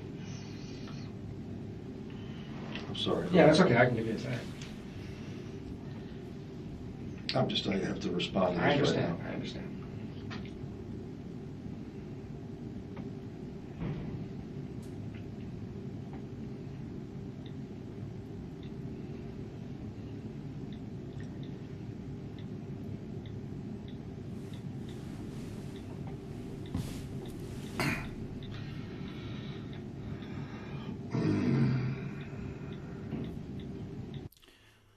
Thank you, Victoria Girl, for the super chat. That reminds me, we do have a goal, but I don't think I'm going to set it up today, guys, because I need to explain it to you. And we want real goals on the channel. But yeah, please watch out for our goal tomorrow, because I think it's exciting. I think it's something that people are going to be really pleased to contribute to, hopefully. I think it's a great idea. I think it's a great idea that needs to be put into production for anyone who follows the Adelson case and is as obsessed with it as we all are. Yeah, no, I think it could work with the team that we've got here, with the support. I think it could work, but it needs explaining, and I'm not prepared at the moment. But I will be thinking about it tomorrow, and we'll bring it to you on tomorrow's video. Okay, so come back tomorrow, all of you.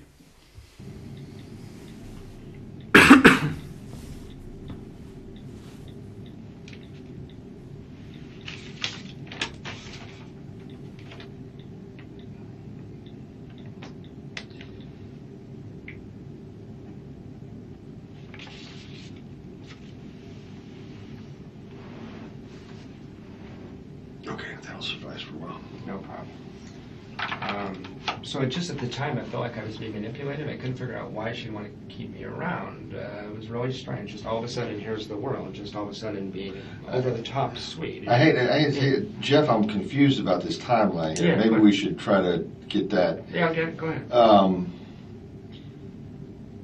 Okay, where's this week off? What That's is in the- July. I've been going. Okay. I've been going in order. Okay. So we're still in June right now. Okay, so we're in, but this comment from late June of the 20th through the July 14th is before or after what you're telling me now? I can't remember exactly. And it's my fault. No, it's okay. No, it's not a fault. I can't remember. I want to be as honest and accurate as I can. Sure. I think that's the Monday before he was shot, but I can't be certain. So this would be preceding that. Preceding, okay. Preceding that. Yeah. Okay. Yeah. So it just felt strange. These are just my impressions, but it's like, what is going on? To give you an example, I would just be kissing Wendi, and all of a sudden she's like, ah. Okay, we're about to head into porn star Wendi. I'm sure everyone remembers this. This is easy to spot, right? Something that was redacted. She'd suddenly start kissing him, and she'd be, So it just felt strange. These are just my impressions, but it's like, what is going on? To give you an example, I would just be kissing Wendi, and all of a sudden she's like, like a porn star. I've been with a lot of women. Women don't behave like it's just. And we've been together 9 months. I've never seen this before. It's like Brand new behavior. Yeah, brand new behavior. I'm going. What's going on? All of a sudden she wants me to. It just didn't make any sense. It was just really strange, erratic behavior. She wants you to what, though? Well, I was threatening to leave at this point. Okay. So, and I guess if I'm putting on my cop show hat, I'm wondering if it would have looked weird if you break up with your boyfriend and then a week later someone gets shot. You know what I mean? I don't know. So, get to mid to late June. She went down to South Florida. She came back. I could tell she had cheated on me. I was very upset. It's very obvious. And I went to Gainesville, June 27th. She accompanied me down there for a work trip. Okay. 27th? Yeah, that weekend together. Had to use the GPS on the way down there, and in it I discover that, you know, last 50 destinations get recorded. I didn't even mean to look at this one, but I see she's been in the Hilton in Orlando like 2 weeks ago when she wasn't supposed to be anywhere near Orlando. She had put the Hilton in. Assume that's like a sex trip with one of these other boyfriends. So I got really upset with her. We finally had it out. In Gainesville? Yeah. Saturday I tried to...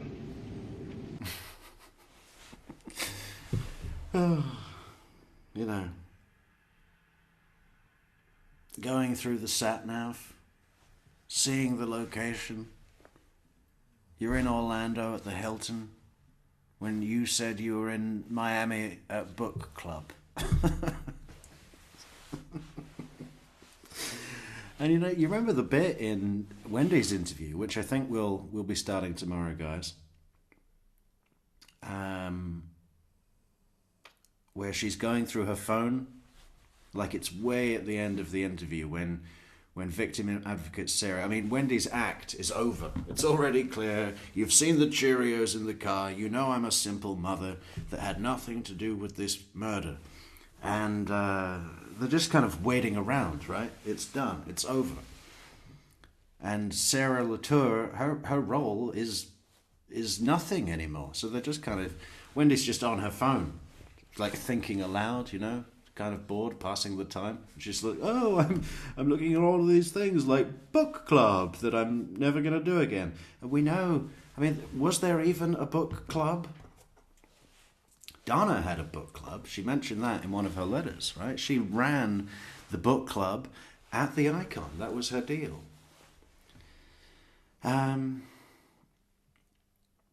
But Wendy's just using book club for seeing Daniel Sack or one of these other guys, the Orlando Hilton. Should we have a look at the Orlando Hilton? You know, because not all Hiltons are nice. Hilton, Orlando.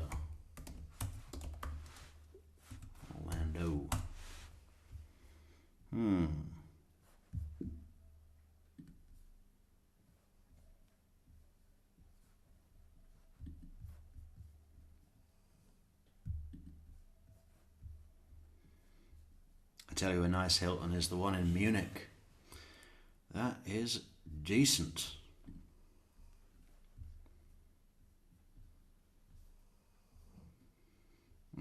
Of course, there's a load of fucking water park shit. What is it with Florida? Just go to the beach. It's right there. Okay, we don't really need to go through this. It looks okay. It looks very Florida. You know, it doesn't. I'm not overly impressed. What are the rooms like? Modern. Big mattress. Pretty standard hotel though. I mean, you know, kind of certainly not low end, but nothing like Munich.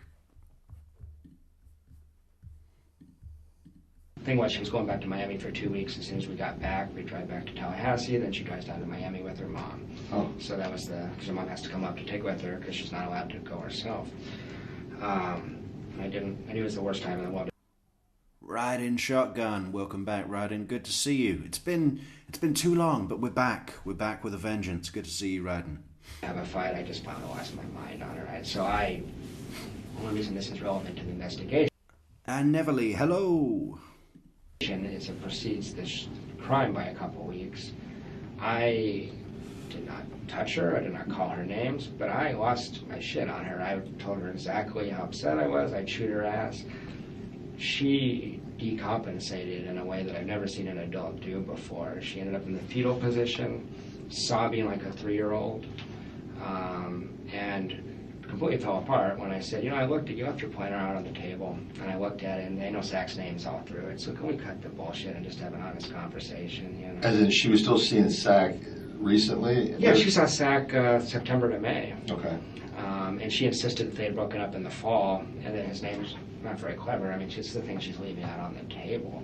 And it says Daniel Sack dinner, And she was doing very erratic things, like she would go to Daniel Sack's house, spend the afternoon with him, have sex with him, come see me, have sex with me. I had to go get a full STI workup. I'm putting my stuff someplace that another man's been 45 minutes earlier. She conceded this.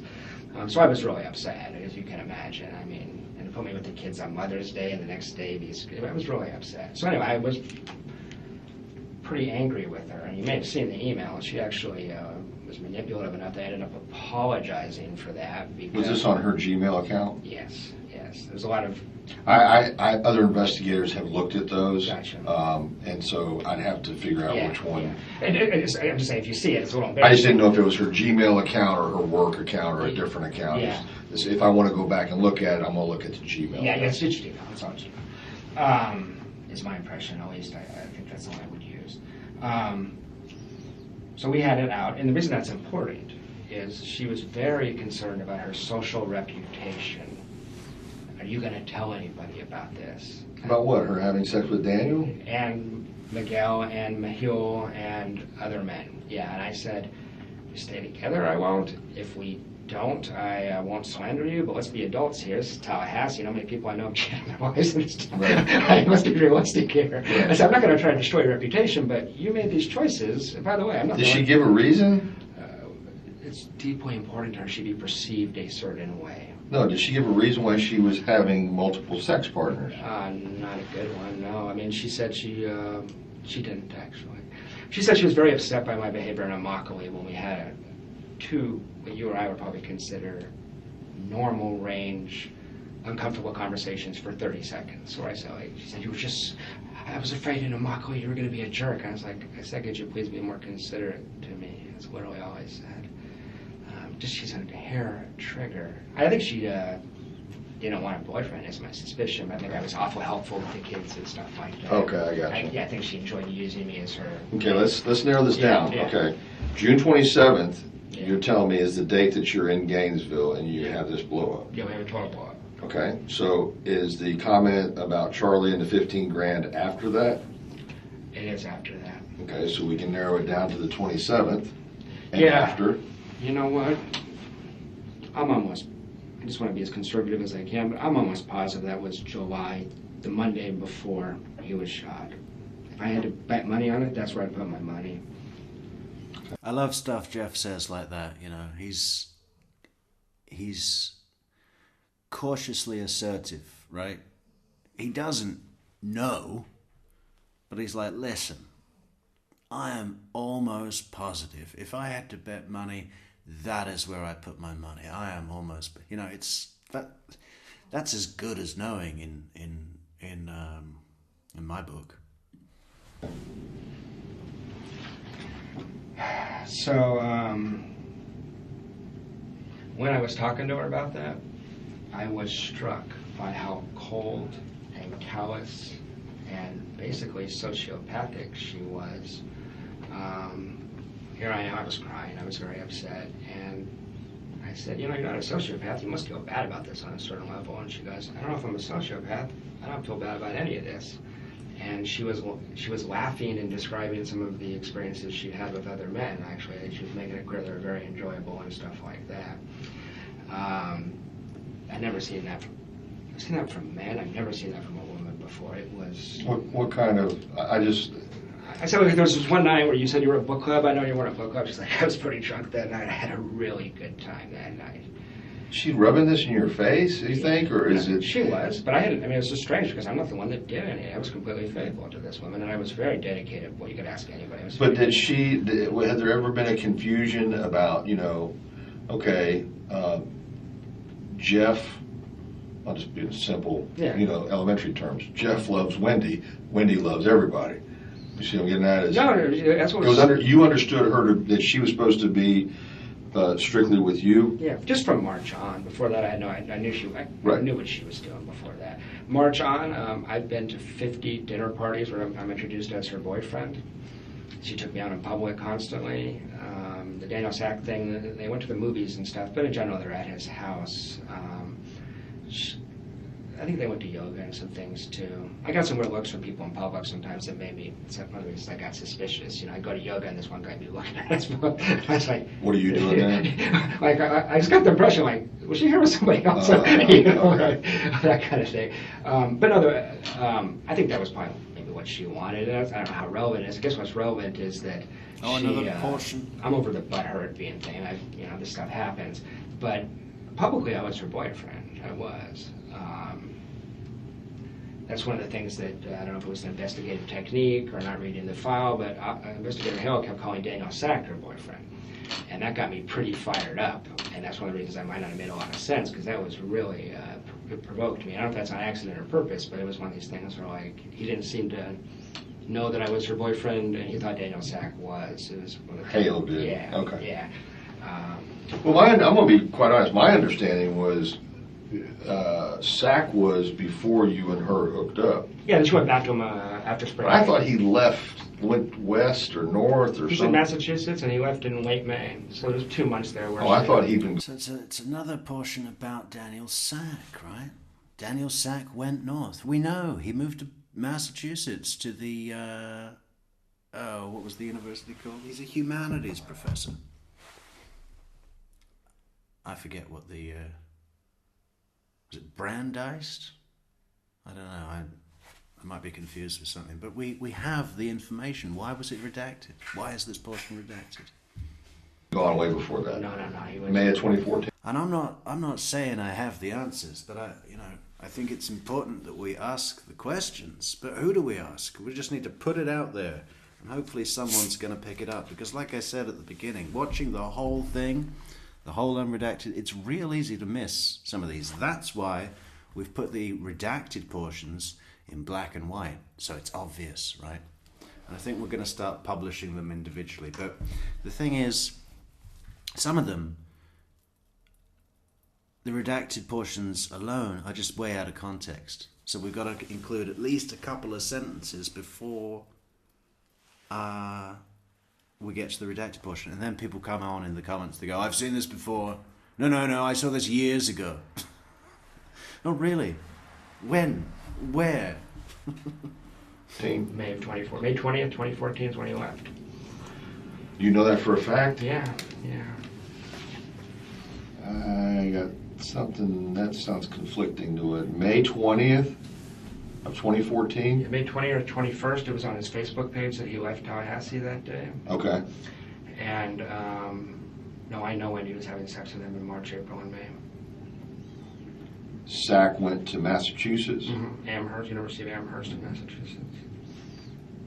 And the coffee shop thing was May around that same time. I'd have to look up the exact date, but it was that same Just week. prior to? Well, I walked in on him having a goodbye coffee together. Oh, goodbye coffee. He was leaving. Okay. He was leaving town the next day. And that's one of the things I was saying when I was talking to Investigator Hale is if men obsessed with Wendi are suspects, you can't trust her to tell you the truth about that. I mean, this is a woman who was separated from Danny, had that boyfriend Miguel, and in a deposition lied and said, I'm not seeing anybody. And it's a licensed lawyer who will lie to the court. So that's our narrative to the public, by the way, is that Daniel and I saw each other in the fall, and then that was it. Say again, please. That Daniel and I dated in the fall, and then in the spring, her and I had a conversation January 10th, and she told me, like, let's see more of each other, and then as of March 1st, I'm her boyfriend. That's not what happened. She just saw him continually. Give me a minute here. Yeah. You need something? If you have water, I'm Yeah, going to dry yeah. mouth. I'd appreciate it.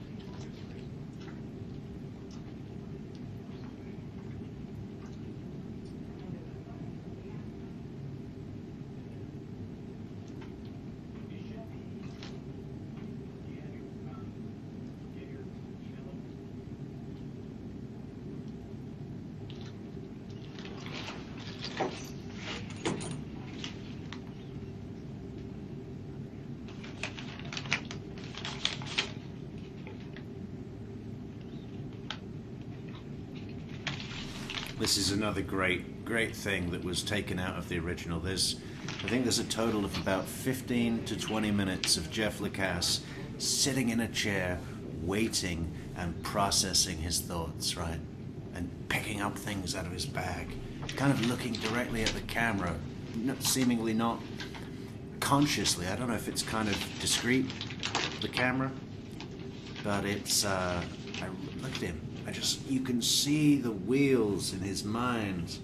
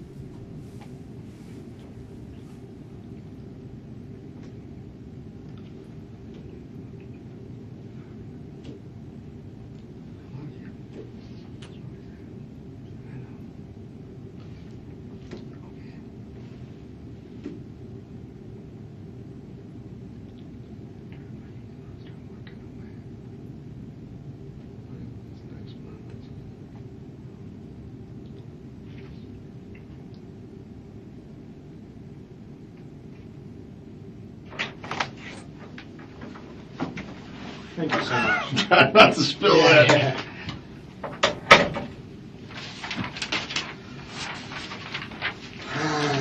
Okay.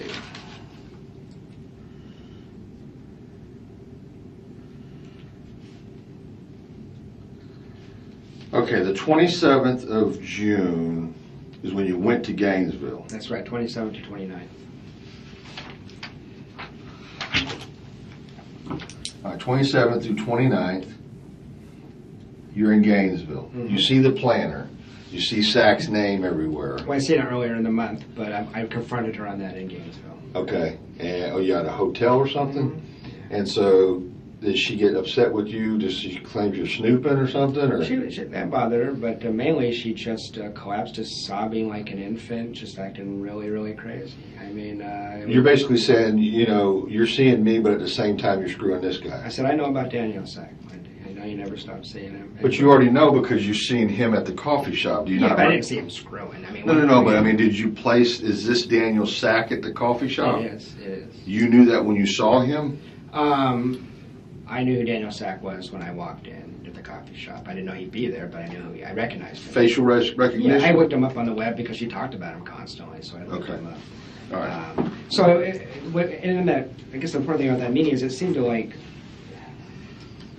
shatter her. She's so fragile, and she wants to be seen as this moral, ethical person. She's a friggin' humanitarian on the web, right? I mean, human trafficking and social work. And all The what now? She's like a humanitarian if you look her up on the web. You know, Okay. she wants to be seen as this ethical, loyal person. Okay. And she couldn't handle it, so she like lost her shit in a way I just want to say I've never seen. She sobbed, but the next morning she sobbed all the way from Gainesville to Tallahassee, and I was upset, but it was.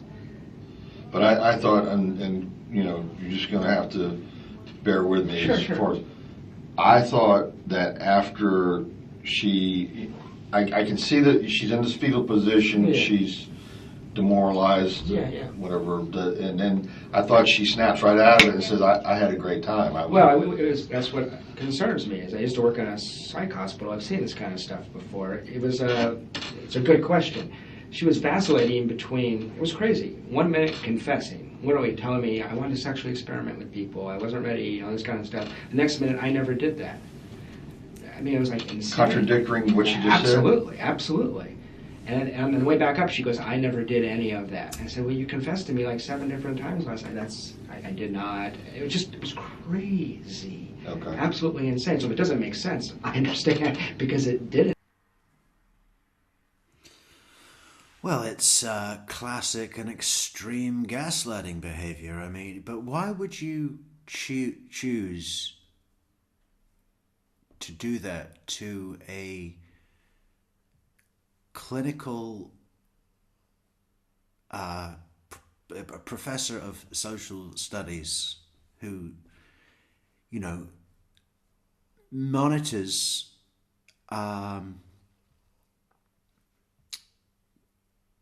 what is the word? Different. What is the word? Behavior, people's behavior. I guess can't think of a better word. Clinical behavior monitor, and you're going to choose that guy to kind of do a classic.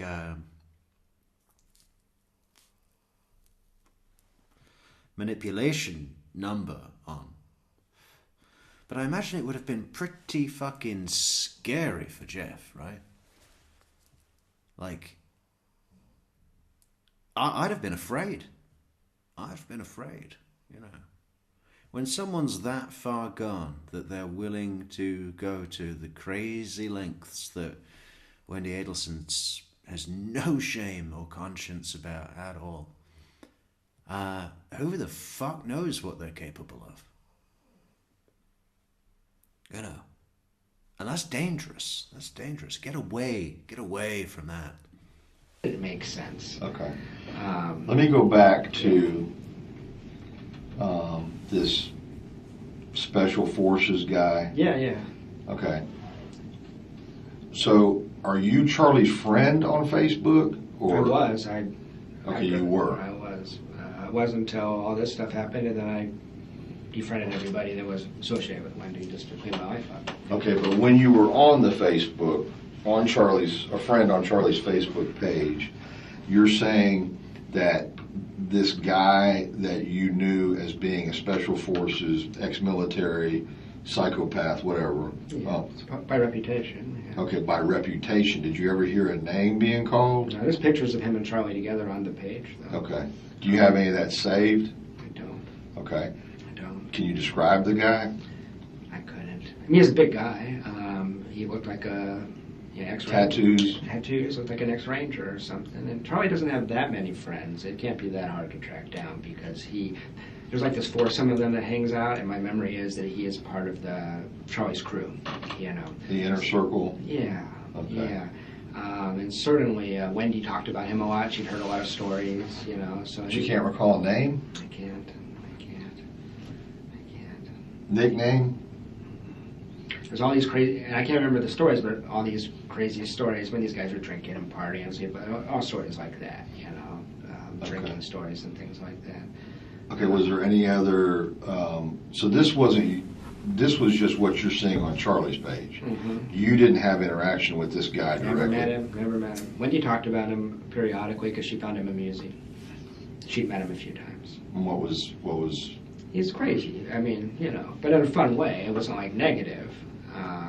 And I mean, if Charlie arranged a killing of Dan Markel, I don't know that it would be that guy. He was just the first guy that popped into my head. Like, well, that's got to be something I was looked at. I mean, you know. So you're basically putting this guy's face as someone who would carry out the wishes of Charlie. Yeah, because these guys are close friends, is my impression through Wendi.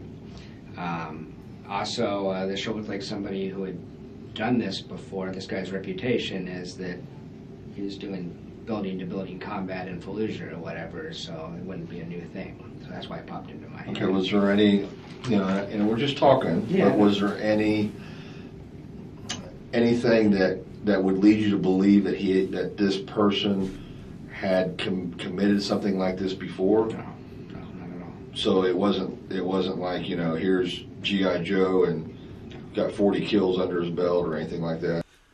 Thank you so much, Ryden, for the 5 coffees on buymeacoffee.com. Cheers to your new digs. Nice one, Ryden.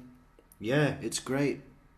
I might do a walk around video for the members. Wait until you see what I've got here for the next 3 months. It's fantastic. Yeah, what was I going to say? This big guy that he's on about, the ex-Special Forces guy, is that the guy? I mean, it might be a long shot, but I was listening to some of the wiretaps when Charlie's talking to Katie McBanawar, and he's telling her about the guy that's got stage 4 cancer and like weeks to live. And I just remember him saying that he's really built up. Like Charlie's size, but with an extra like 50 pounds of muscle or whatever it was. I can't remember the number, but you know, but I guess he had a lot of, if he was hanging out at the gyms with those steroids guys, maybe it's not him. Seems kind of a reach just on the information we have. Oh, I think his reputation was of a combat-hardened veteran that had seen real stuff. How is a periodontist or whatever, Charlie, is some type of specialized... He's a periodontist, that's right. Okay. He's a very interesting guy, and you may have known guys like this. I know some in Tallahassee. He's friends with people on both sides of the tracks. He's got friends that are physicians and professors and all that. He's got guys he hangs out at his gym that don't have a high school diploma. He's able to buddy up with them, too. He's very good socially.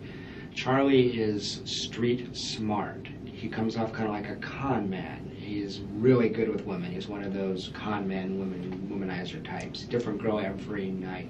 Very socially smooth. So he enjoys flowing from one side of society. He has a Ferrari. I mean, he could just hang out in the upper crust. He doesn't. He enjoys slumming with these other guys, you know. So I think he's taken trips with that guy, though. If you're going to look into it, I believe he's part of the crew that went to South America. I have somebody checking right now to see if maybe we're talking about the same person. Yeah, I don't know.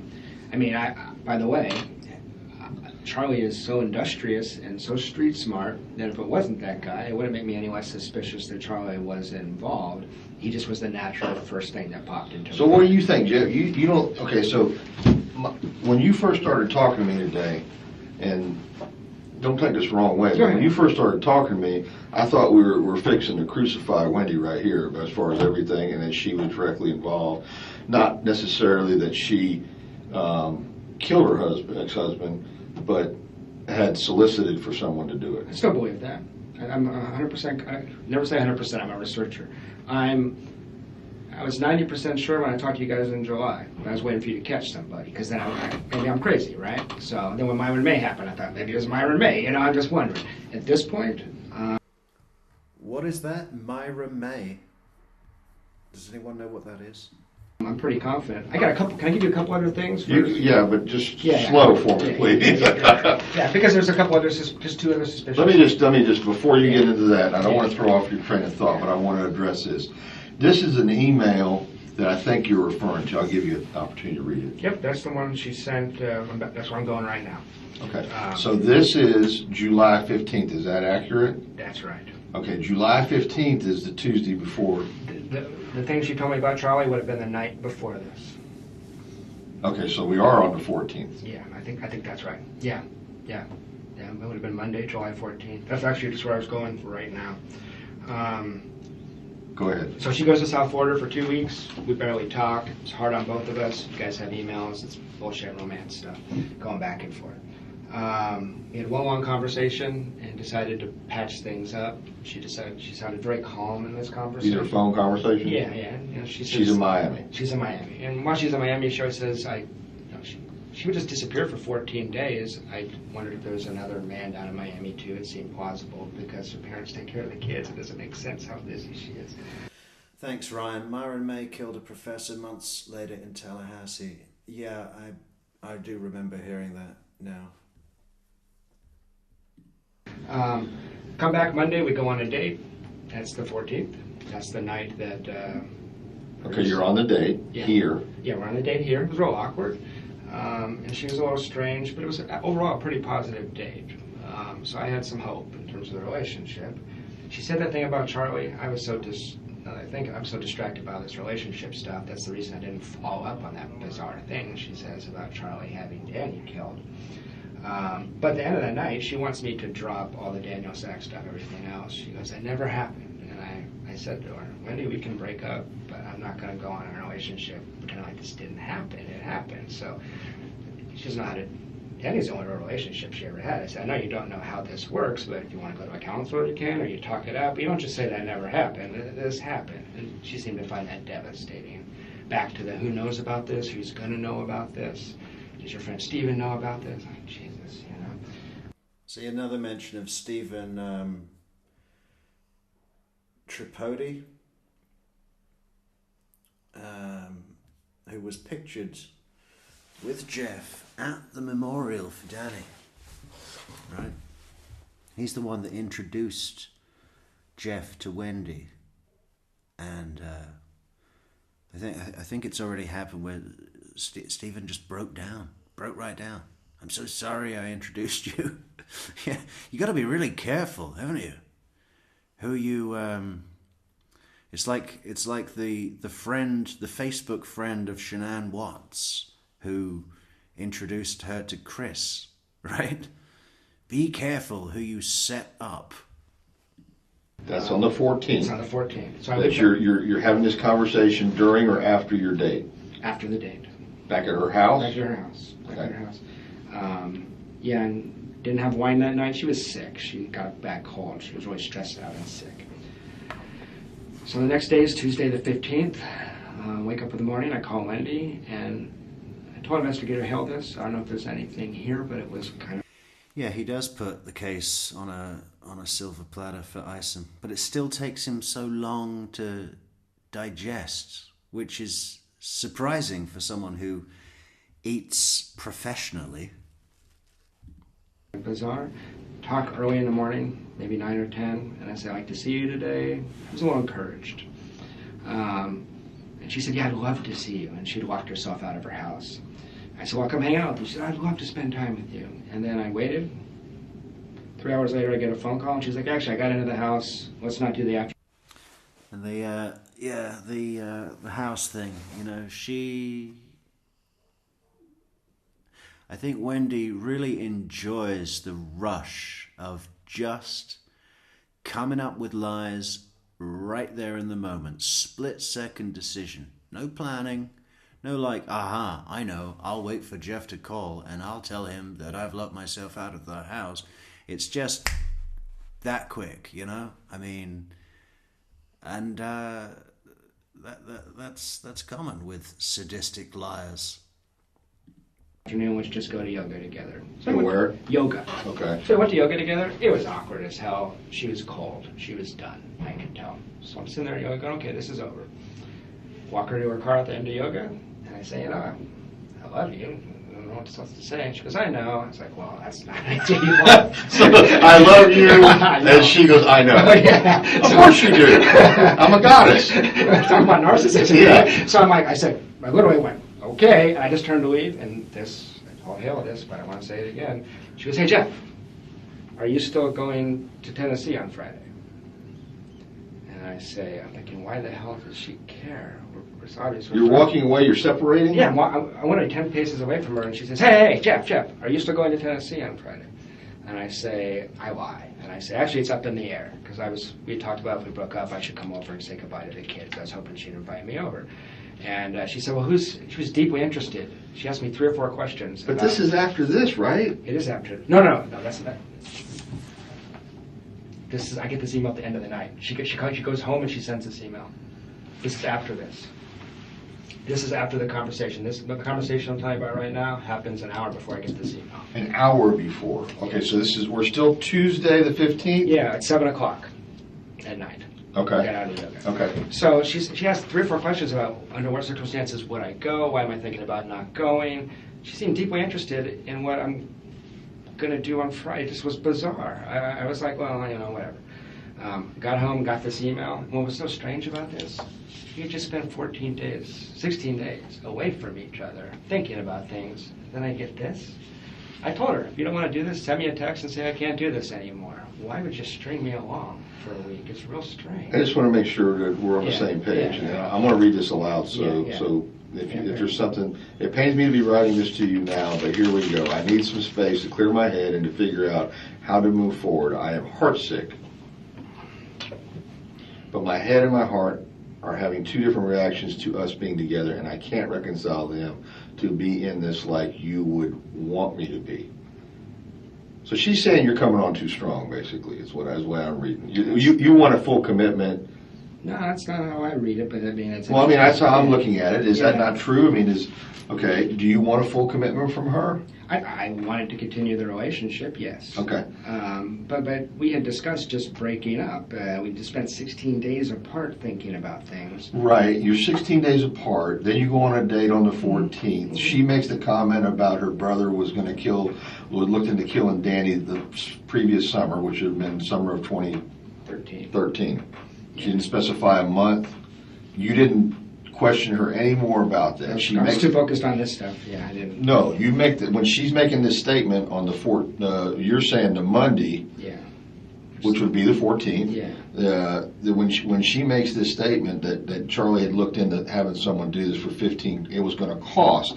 Hey, how much does it cost to kill this guy? And the answer that Charlie gets is $15,000. He shares that with his sister. Yes. Okay. And then she says that to you, and that was in the context preceding that conversation was basically, what do you want to do? You don't like it here. I'm talking in your...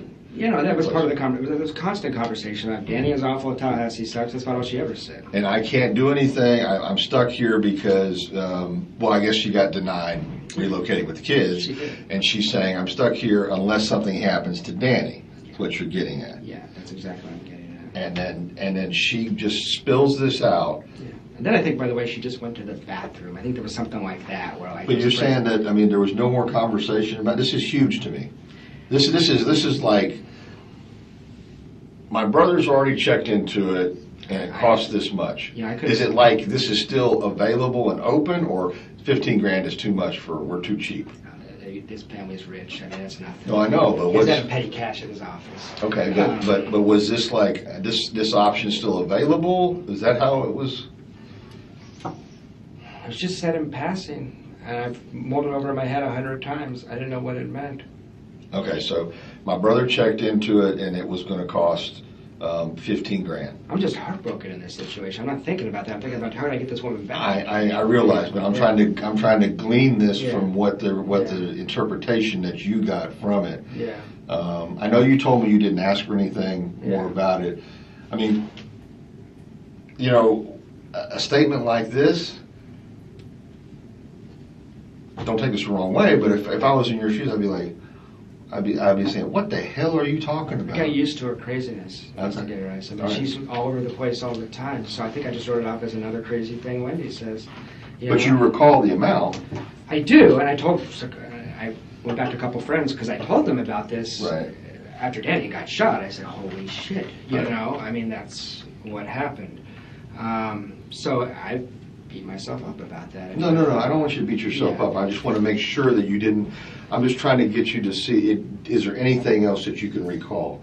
I'm not saying you did anything wrong. I know, I get that. I'm saying, are you sure you didn't miss something else in that conversation? No, because it was right back to her and I. Okay.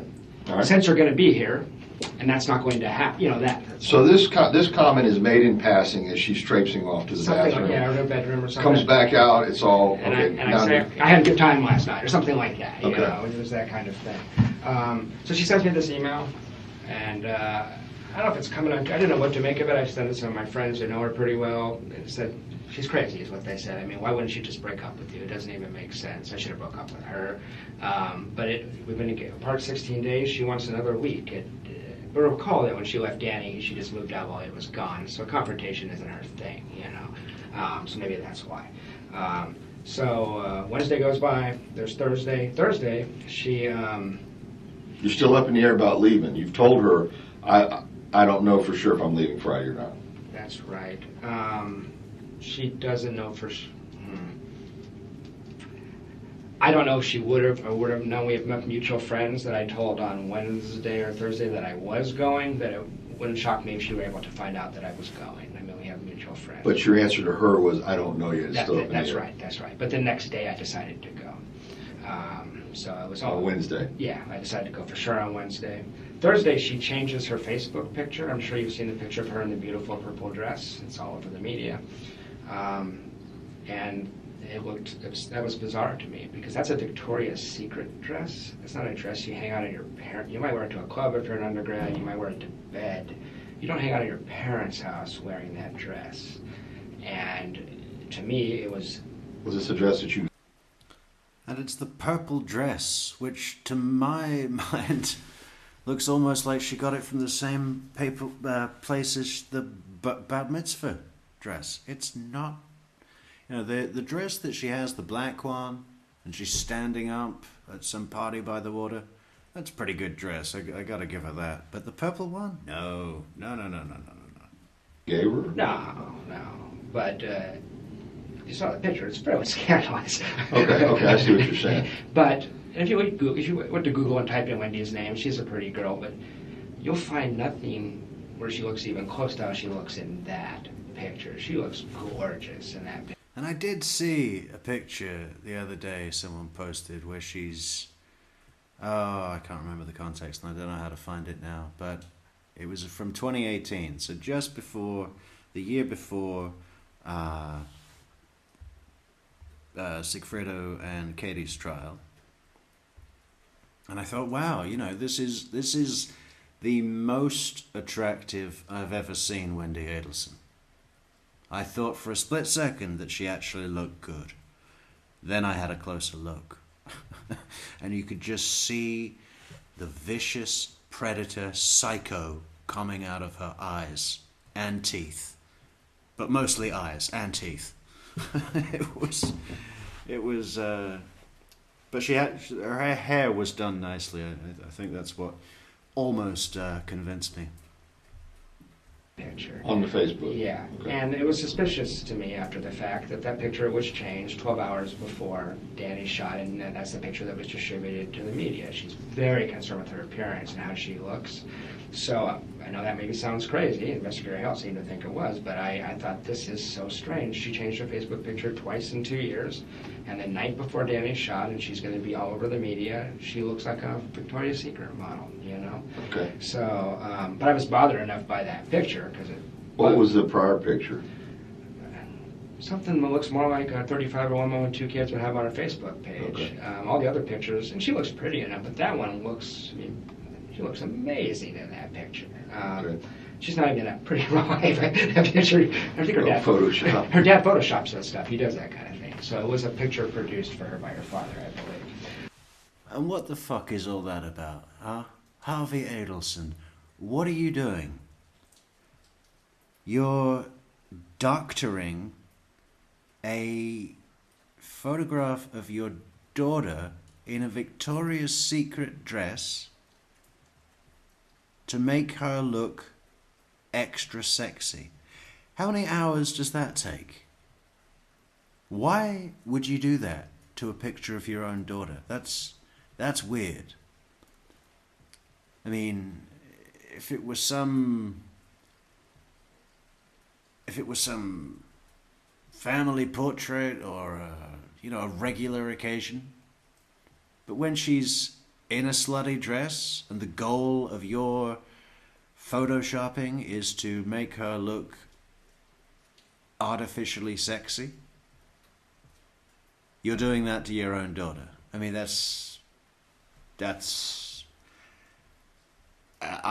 think that's pretty disturbing. Yeah. Imagining him sitting at the computer trying different contrasts and saturations and whatever the fuck it is, right? I mean, it's crazy. So Friday I leave. Thursday night I leave. About an hour after I saw that picture, I said, fuck this, and I just drove out of town. The next day, Danny shot at 11 a.m. No one contacts me, which we have a lot of mutual friends, and they didn't. I talked to some of them after the fact. They tell me that they were under the impression that I was very likely an actual suspect in this case. I posted on Facebook from Tennessee Friday night at a time where it would have been impossible for me to ever have been here at the time of the shooting. I found this really puzzling, and what some people have told me after the fact is that you guys searched Wendy's stuff. It says, talk to Jeff about stalking in her calendar.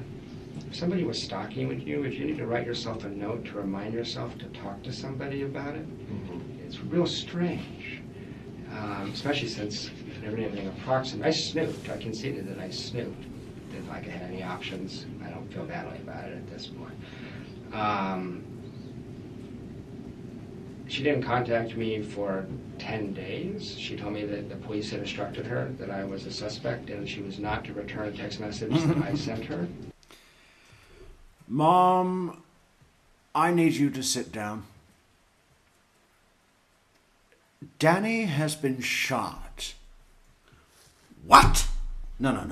That's no good. That's no good. What? What? What? What? Oh, it's comically fake. Donna Adelson. Stressful morning though, prepping for that, right? Not knowing whether it has gone down. Or I guess, no, they did know it's gone down. Katie knew it had gone, but they're still waiting. Wendi could still be arrested. That could happen. Must have been fucking tense. And then your moment comes. Mom. I need you to sit down. Danny has been shot. At his house. What? It's too much. I can't wait to get to it. Tomorrow we're doing Wendi. I'm going to do some nice, I was playing around with some Well, you'll see. You'll see. We got Wendi coming. She could not do that. I actually recently dated a criminal defense attorney, just coincidentally, and she thought that was bizarre because she said they want you talking, you want to incriminate yourself, they're going to get access to this stuff. But That didn't come from me. I don't think it came from anyone. It was very strange. Well, I know legally you can't do that, probably, but No. I mean, why would you want to? So I wasn't in the room with her. I don't know how she acted or whatever, but it was implausible that I did this. And I don't know. She told me I tried to protect you from the police. They want to know where your house was. They want to know this. I said, I don't need protecting. How come none of your friends called me or texted me? Well, they told me later that she seemed to be concerned that I actually did this. Why would you do it? I can find out. Why would I do it? Well, what did she say? Well, Crime of passion. We're breaking up and Jeff's upset. Why would I go kill Danny because I'm upset with Wendi? And by the way, as soon as I heard he's dead, I said, that's it for us. She's back in Miami. That's it. I knew. It's the dumbest thing ever. That's what I was doing. I work at FSU. I can't move. By the way, I was in the Air Force. Last time I fired a gun was an M16 in basic training, and I missed the target mostly. I'm not a shot. She also described to me how she knew the details of the crime scene, which sounded very precise, like someone that knew what they were doing. It's impossible she could act. Wrong. The details of the crime scene sounded very precise, like somebody knew what they're doing. Enter Sigfredo Garcia. Coked out of his mind, drunk, stressed out, probably hasn't slept. I mean, you could not be less of a professional, right? I was just so amazed that if you take on a job like going to commit a murder for hire, right, and you're the assassin, I mean, that's even for these guys.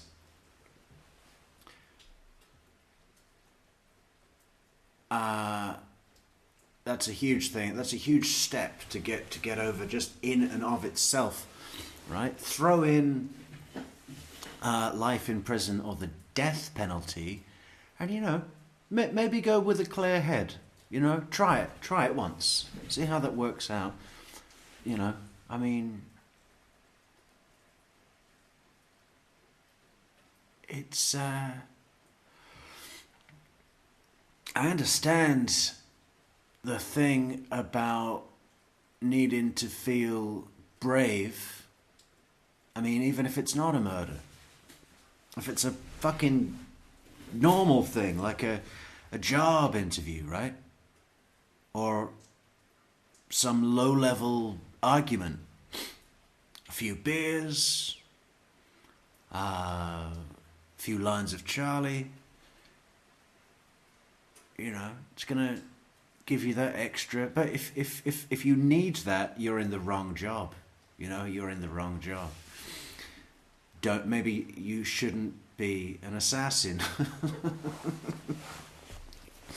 I think Jeff, as clumsy as he was with that M16 in basic training, would have done a better job than Sigfredo Garcia. He'd have taken it more seriously. Actually think I did this. I'm a clumsy, absent-minded professor with osteoarthritis and a bad shoulder.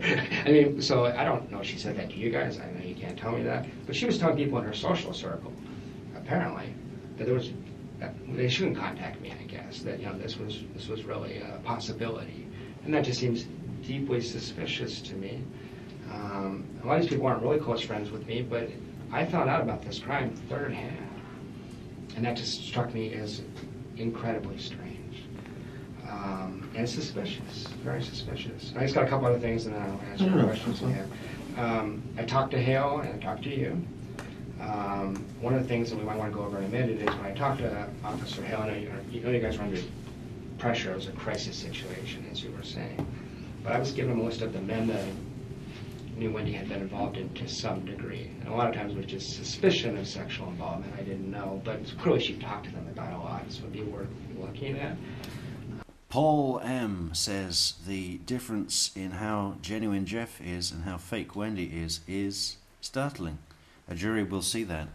Yeah, wasn't it funny when Dan Rashbaum came up to the podium to try and paint Jeff as a jilted lover with a broken heart who, you know, just took it upon himself to frame an entire family because his girlfriend of 3 months slept with someone else.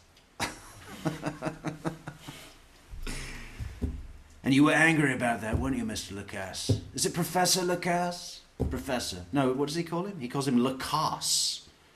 Mr. Lacasse.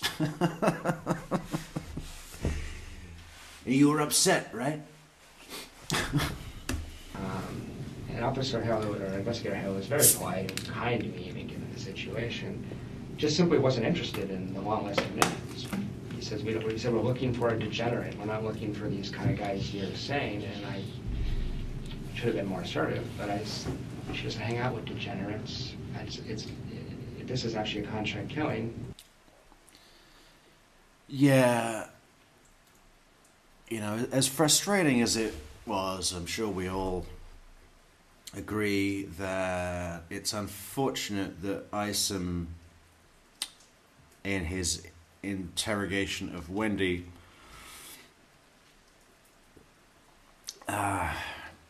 pretty quickly fell under the spell, and it kind of just snowballed from there into a giant Mr. Frosty of innocence, right? With that blue drizzle syrup. I bet Isom loves those on a Tallahassee summer day. Slush puppy. Slush. He collects the cups. Fucking mantelpiece in the front room is just all slushy cups. Various sizes, special edition ones from different car museums. You know, drives his wife mad with his slushy cup collection. But, what was I saying? Always get sidetracked with the ice and slushies. Yeah, as mad as we can be at Isom. Investigator Hale, what were you doing? You had Jeff Lacasse in the room with you, giving you names, and you didn't write them down? You said, we're not looking for high society people, we're looking for a degenerate. A degenerate did this, and he was right. But who hired that degenerate and his nitwit brother? You know, and Jeff's there saying, listen, buddy, she does not hang out with degenerates.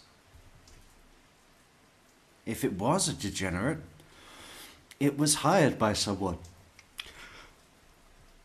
They were hired by someone, and it would have been from someone on this list of names. So write the fucking names down, Detective Hale, Investigator Hale.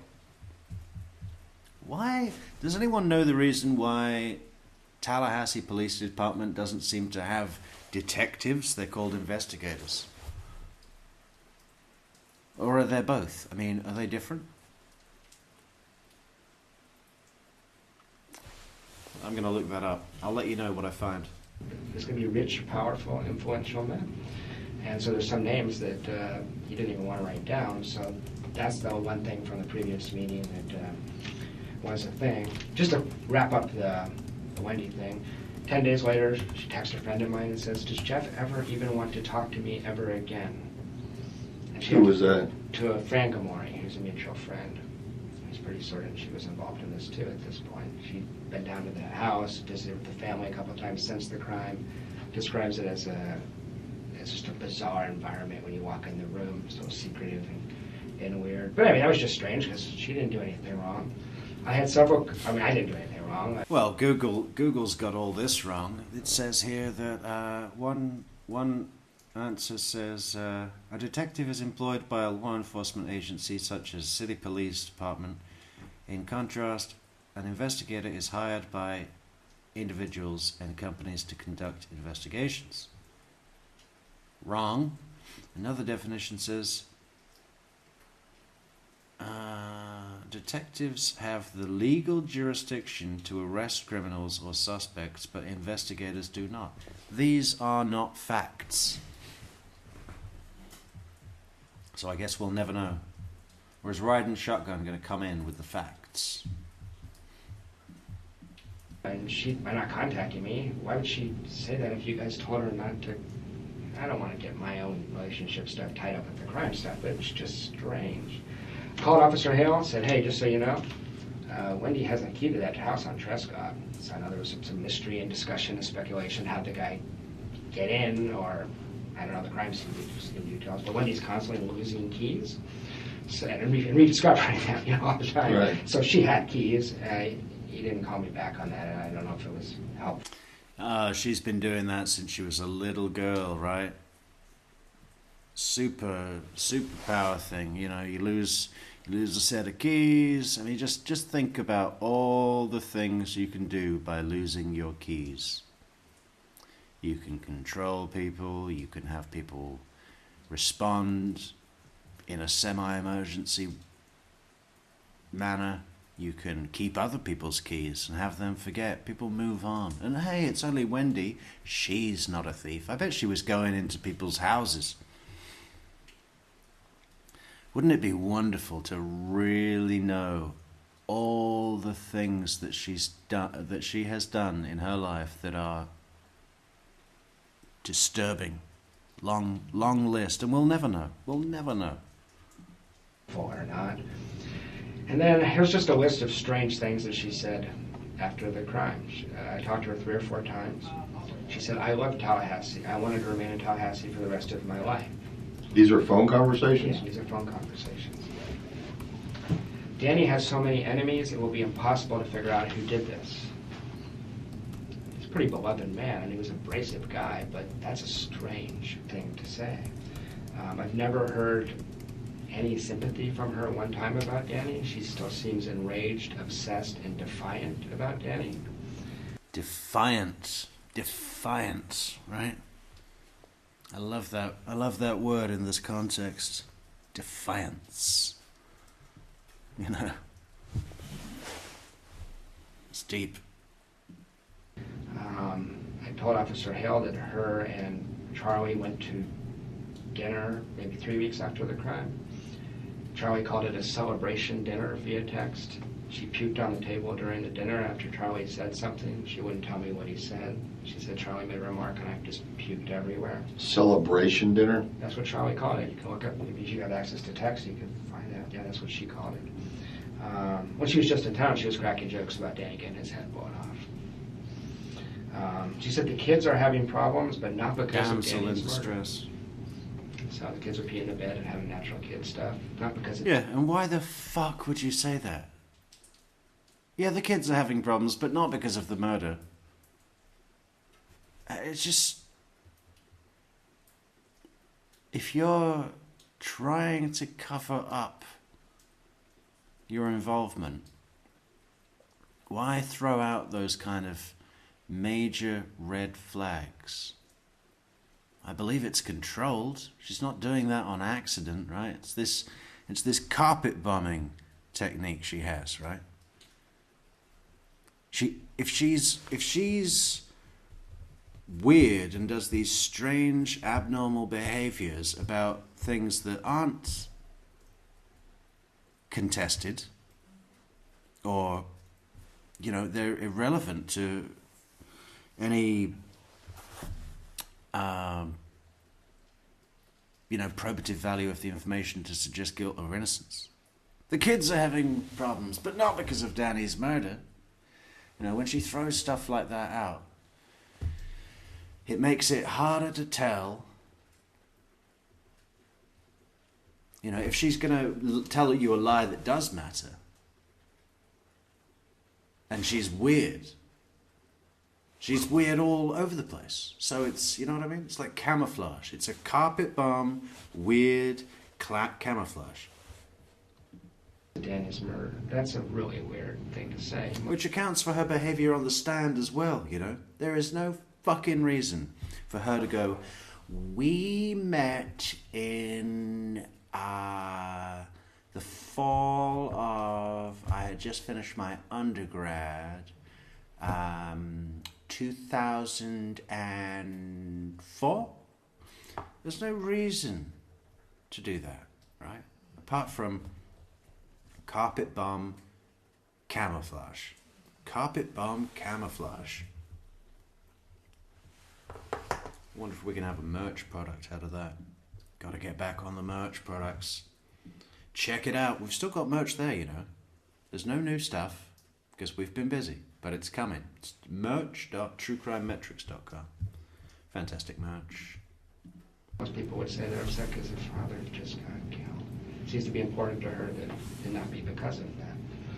She was very upset that I attended Danny's memorial service. When the Tallahassee Democrat ran the story, they put, must have been her worst nightmare, front and center picture of Jeff Lacasse in the second row, sitting next to Stephen Tripodi and Frank Amori. She was telling people, like, why would he do that? He hates Danny. The man died. It doesn't matter what I thought of him. Why would he do that? It's like when he came to watch me at my lectures with the boys, and he would watch the boys stalking me, following me around with a murderous glare in his eyes. You know, we've got the picture. Where's the picture? The Tallahassee Democrat at the memorial. Now, I always thought that he had attended the memorial at the synagogue. Not true. It's a separate memorial at FSU. Where is it? We've got it. Ah, here it is. Oh, whoa, whoa, whoa.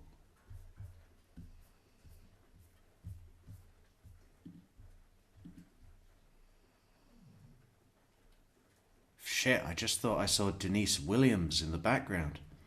Of course, she was still out and about in 2014 in Tallahassee, right?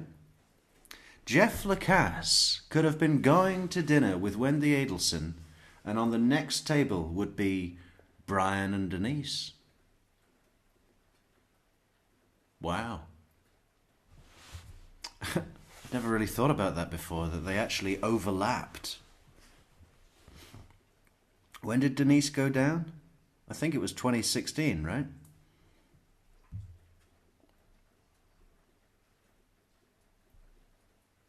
And Denise worked at FSU. Shit. So Denise would have definitely heard about Dan's murder and was put away for life by Judge Hankinson.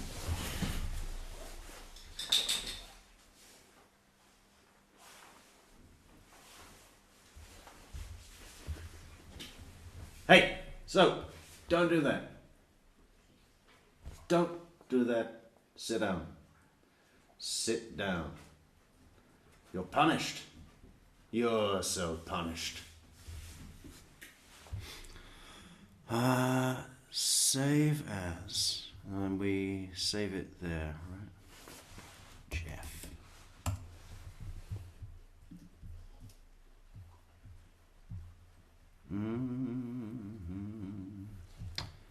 How do we share an image here? Let's go to the image.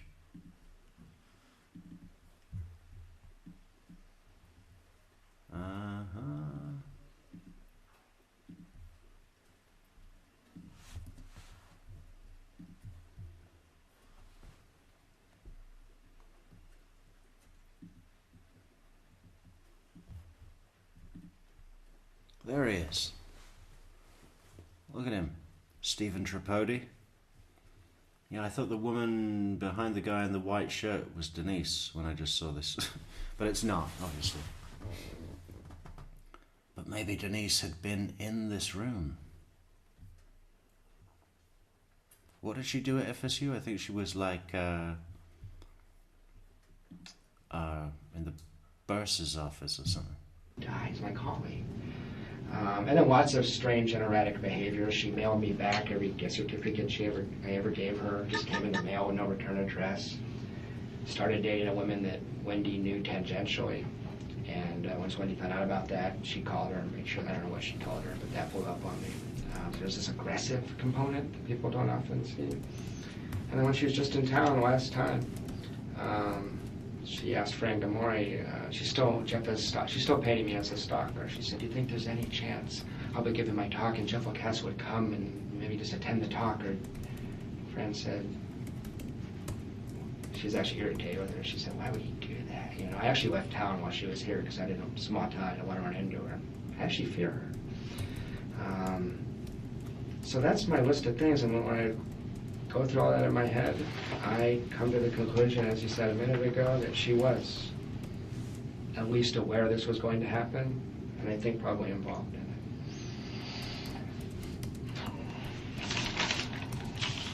Okay. I got a list of men here. I don't know if you want to see that or not. I'll take your list if I can read it. Yeah. And also I'll write it over again. Can I just tell you? I mean, that might be easiest. It's not that long. There's 7 entries. Yeah, I haven't got all day. These are... You want me to wait for you to read a list? Can I just tell you? I think that'll be easiest. You know. Actually, is there somewhere else that I can speak to? Because if you're going to write down with your crayon, you know, we're going to be here for a sticky minute.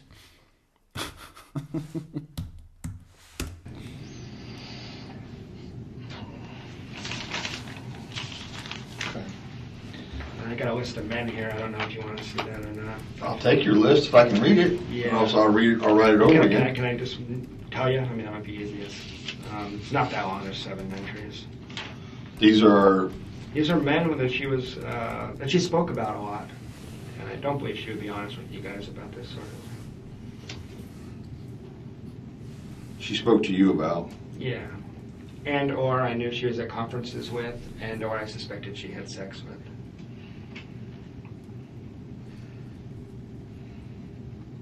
I still suspect her and Charlie did this, but I know you guys have to look at everything.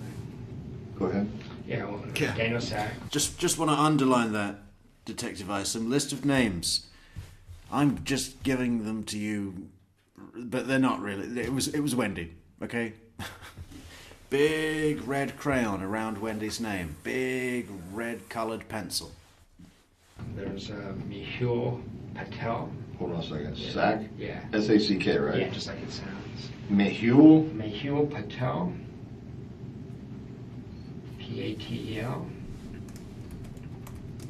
There's Miguel Edmondson. Edmondson? Yeah, it's like E-D-M-O-N-D.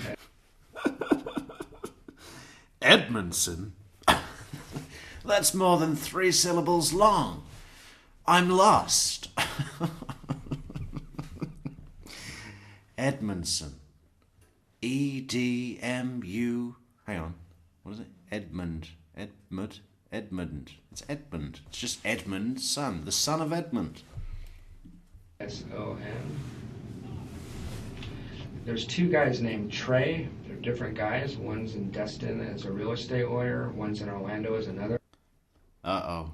Trey. Now watch out for this one, Isom. It actually starts with a silent Z. It's Trey. Like the clashing of a hi-hat cymbal. It's Trey. Like, anyway. The kind of lawyer. He got Sack right, though. He got Sack right. S-A-C-K? R-E-Y? There's T-R-E. Trey? There's 2 Treys. Okay, Trey, that's all you got, just first name? First name. They're Yeah, both we've got 2 guys. We've got 2 guys called Trey, but they're both spelt differently. We need... Okay, cancel all appointments for the rest of the afternoon. This is going to be complicated stuff. Can we get a team of specialists in to help the detective, investigator, whatever? Facebook friends with her. Okay, one's a real estate lawyer in Destin. Maybe he's not employed by the state. He's like a volunteer, right? You know, like his dad used to be a cop, and Isom, you know, just liked hanging around the office, and no one had the heart to tell him it's time to go. So they let him think he's a detective, but they really call him an investigator. That was 50 years ago. And actually the other one I couldn't swear is a lawyer. and another Trey, T-R-E. Yeah. And who's a what now? I think he's in Orlando. I don't know his profession. I think he's probably a lawyer. Most of them are. Okay. There's a person I only know as a gastroenterologist, a GI doc in Miami that I believe she was seen in early July. He was at her house an awful lot right after the crime. Here? No, I mean in Miami. Okay. In Miami, gastrointestinal physician in Miami? In Miami. And I never heard of him until July. All of a sudden, it made me a little suspicious. All of a sudden, he's around in July. This happens, and he's around after the crime, too. Okay. So I wondered. Okay. Then there's these conferences she attends, and I don't want to be too graphic, but she comes back from, if you're interested in people that were obsessed or sexually involved, she comes back from conferences with slap marks on her ass. It's very obvious what happened to her at conferences. So she went to the British American Project conference in London in the fall of 2014. It's going to raise an eyebrow, hasn't it? So, you know, your girlfriend gets back from the conference, and you want to be supportive and interested in her profession and her job, and just take an interest, right? How was the conference? Did you make any good connections? Did you learn any? Did you listen to an expert panel? Whatever it was, and then she's getting undressed in the bedroom. You're there, and there's this huge red slap mark on her ass, which would be pretty easy for her to either get rid of or stand in a position that you can't see. Right? She just loves this game. She's a very, very dark human being, and has some skill at it from years of practice, right? And that's a dangerous combination. A lot of the time when we see these dark human beings, they really are fucking idiots. Wendy's not an idiot. Certainly not compared to her shithead brother and moronic mother. I mean, those guys. I really don't know what they had going for them, apart from a bit of cash and a lack of, moral centering. Not even centering, just the entire existence of morality. Not there. Money instead of morals, and you can go pretty far. You can go pretty far until you go too far, and then you get caught and do life in jail. You could have just kept on insider trading like a cunt. Excuse me. And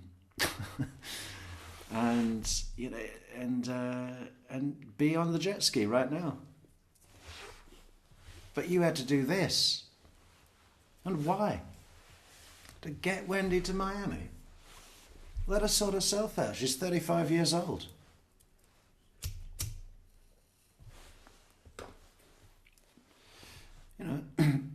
It's part of having children that you don't get to do what you want immediately because the kids are relevant. And as an adult, you have to,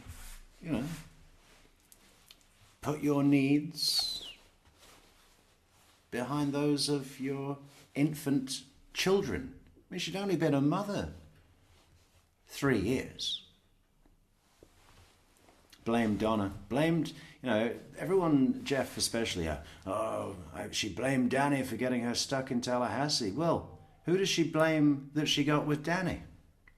This is why I'm so surprised that some people really haven't caught on to the utter disdain and implicit need to completely destroy her own mother and brother in this process. Oh, why did she say Charlie's name in the interview? Well, why the fuck do you think? That was all part of it. Donna went on to J-Date, pressured Wendi to get with a good Jewish boy with a Harvard education because that would look good on paper. Remember Charlie Adelson with the ages? Well, if you're a 45-year-old, then you better be with a 20-year-old. And being with a 24-year-old would be better than being with a 33-year-old. And he went on and on about that, as if it's some kind of manufactured product, right? A car or something. Well, a V8 engine is better than a straight 6-cylinder. It's like these people just, they don't have any humanity. It's just, their interest in anything is purely representational. How does it appear? What doors will it open? And sometimes those things are handy to consider and take into account. But we're dealing with human beings. A 21-year-old isn't as good as a 36-year-old. And if I was with a 54-year-old, then maybe I'd rather be with a 49-year-old. Wendi does blame Danny for getting her stuck in Tallahassee. But she blames Donna for putting her with Danny. Ergo, blames her mother for getting stuck in Tallahassee. So her mother contributing and taking the fall and running the show of this with Charlie was owed to Wendi. You put me in Tallahassee, now you get me the fuck out of here. You put me with a guy that gave me these kids that I don't even like. Now you're going to look after them. Why I go and fuck every rich investor in the city.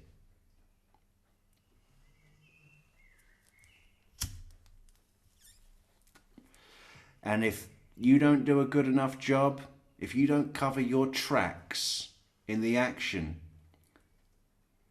of what you owe me doing this job, if you don't cover your tracks and get caught, that's on you. After the death. 2013, sorry, it was before Okay. the death. And there's a lot of rich, influential guys there. And she goes to the Coca-Cola conference in Atlanta. There's this very wealthy advertising executive and an assistant coach for the Cleveland Browns that she was hanging out with there. I know this sounds crazy. How could they be involved? But those are men that... And she told you about the Coca-Cola guy? Yeah. She got a name? Just no rich guy. All of this was redacted. Coach for the Cleveland Browns. Advertiser, Coca-Cola. Advertising agency, Coca-Cola. He's at this conference in... when was that conference? April of 2014. She attended that conference. There wasn't that many attendees. And pretty sure she had sex with him. I don't know if that means he killed him. Neville, darling, can hear the birds chirping. I think I just heard an owl. Like a real, actual owl. And it's the strengths coach for the Browns. I think he's you just Google Browns coach, Coca-Cola scholar. He's on there.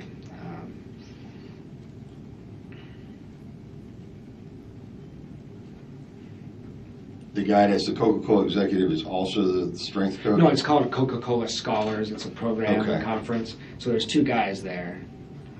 And Wendi had talked to me about having sex with multiple guys on multiple days. So I don't think you can say, well, she was at the conference, she was with Mehul, so she didn't have sex with this guy. So she was bragging about that at one point. Okay, so I got Daniel, Mehul Patel, Miguel Edmondson, 2 trays, a GI doc in Miami, and at a Coca-Cola conference there was an executive and a strength coach for the Cleveland Browns. Yeah, an advertising executive. It's actually from the biggest advertising agency in California or something like that. He's a really heavy hitter. He's a really wealthy man. The reason I mention that is you couldn't talk to Wendi for 10 minutes and not ever talk about her situation with Danny Markel. So I know one of the theories might be that someone took it upon themselves to do this and that I'm crazy and none of this is true. I don't believe that's true. I just want to give you every bit of I'm with information you. I can. No, I'm with you. I believe very strongly that she had something to do with it. There's too many coincidences here, and this is just the stuff where I felt like 100% confident I could tell you this is true. I had a lot of impressions. There's a lot of other stuff I could babble about all day long.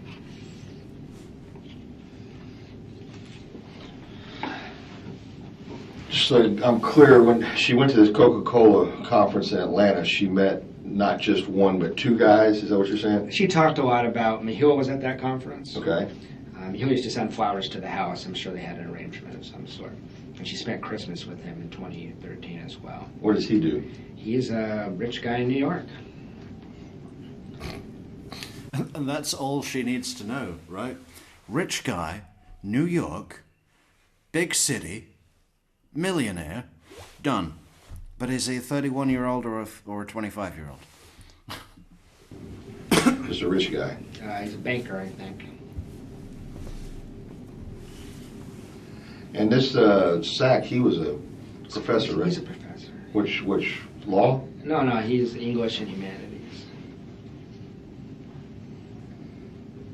I mean, I know none of these people pop out like, well, they're a killer, but I'd be shocked if Daniel Sack was involved.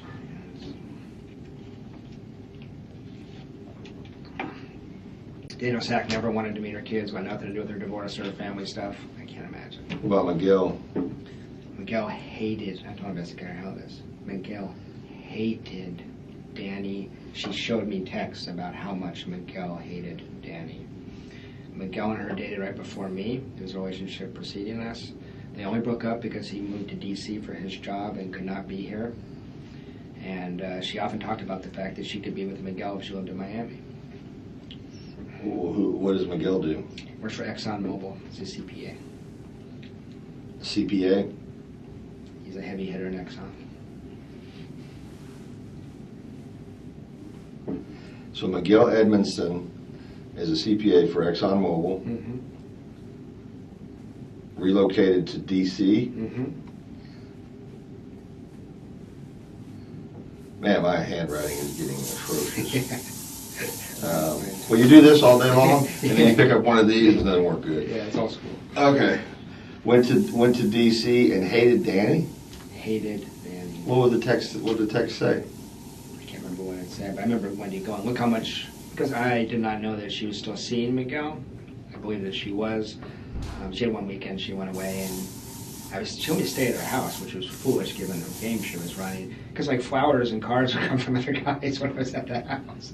While you're there and she's gone? Yeah. So a box of chocolates got them from Miguel, and I looked at the envelope, and you could sort of see something about last weekend, and you know what I mean? So I'm like, oh, jeez. So I think.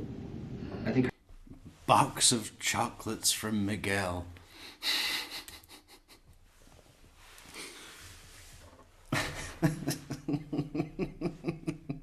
He's there at the house, mopping her kitchen floors, taking care of her children,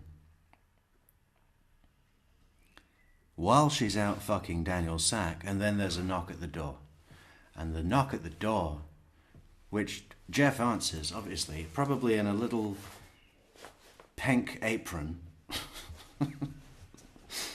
And it's a delivery. A box of chocolates from Miguel. Yeah. Her relationship with Miguel was ongoing, I don't know to what degree, but she saw him in October 2013. She went to D.C. and saw him. That's after we were dating, and I believe she met up with him a few other times. But she told me both Miguel and Miguel she was interested in being in a relationship with, but they could not live in Tallahassee. So that was one of the other motivations for wanting to get out of here. But Miguel had been in Tallahassee? He'd been in New Orleans. He'd been close enough they could kind of see each other on weekends. How'd they meet? They met at the 2000. If you Google his name, the first thing that comes up. If you Google their names together, they both traveled Europe together in 2009. As Wendi and Miguel. Yeah, he hated Danny though. But give me a specific, Jeff. Yeah, Miguel went to Europe with Wendi as a group of like 10 professors. And he came to stay with Wendi. He came through Tallahassee, I guess.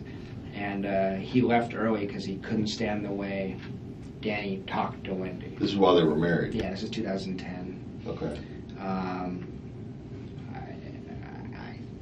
I've always assumed the best of Wendi, that she was faithful to Danny, but Danny is described by her as very controlling and overbearing. It sounds like my experience, she's just trying to rein in his wife, who is not exactly the most moral person. That's my suspicion. But Miguel, per Wendi, Miguel. Well, that's a fucking understatement. She came to stay for a week and left after day 2. He says, I can't handle this guy. The text, one time she said, look, Miguel just texted me, and it was because Danny did rile some stuff up, and he was trying to, that thing where Jewish women have to get a... Oh, thank you, Jane Chrisman. Yeah, no, I'm glad someone's here. I got a comment the other day that said, shut up! We don't want to hear you talk! And then on a couple of the videos that I put without commentary, people are like, fact, video without commentary, 30,000 views. Video with commentary, same video with commentary, 3,000 views. Give the people what they want. I actually really like these comments. I've seen other creators get offended and get into some fucking arguments about well, if you don't want to listen, you don't have to listen. I don't give a fuck. I don't really do this to be liked. There's a saying. What is the saying? It's if you try to be liked, you don't get very far. I like doing it, and if a few other people do too, like listening to it, then that makes me happy. It's called a get. Yeah. Danny asked for one like in July, and it was about that she should say, look at this, what about Miguel? It was something like fuck Danny or just something like that. I hate that guy, something like that. Okay. Back to, I'm curious about this episode where she vomits. Me too. Okay. She texted you that directly? She called me. She called you? She called me and described it. Yeah. When was this episode? Do you remember? I can find out for you, but I don't remember. It was not too long after the crime. It was the celebration dinner. And what was the celebration for? That Danny was gone. That's how Charlie talks about Danny. But I mean, you don't hear that firsthand. She tells me that. She says we went out for what Charlie called a celebration dinner. Because Danny's gone. Mm-hmm. Hip hip hooray. Did he say, look what, I'm assuming he didn't say, you're welcome, sis? Nothing like that, no. No, but they had a celebration dinner, and what caused her... It sounds like something out of a movie, right? Someone does something they wish they hadn't, someone makes a remark, they vomit. Okay. That's what it sounded like. But she puked on the table at a 5-star restaurant. Okay. Or at least Oh, we've got that video coming as well. When are we going to get that out? We've been talking about that for months. Oh, I promise. Now we've got the house, it can all start happening. We're going to commit. We're going to commit to regular days of the week at a regular time. And I'm thinking, what do people think? Let's have a little poll. Let's have a little poll in the chat. What is the good time to start? Now, we've got to do it for Eastern Standard Time. You guys on the Pacific Coast, we love you. There's not enough of you. They're all on Eastern and some on Central. But I'm thinking to start at either 7 o'clock or 8 o'clock or 9 o'clock Eastern. The later we are, the better it is for Pacific Coast.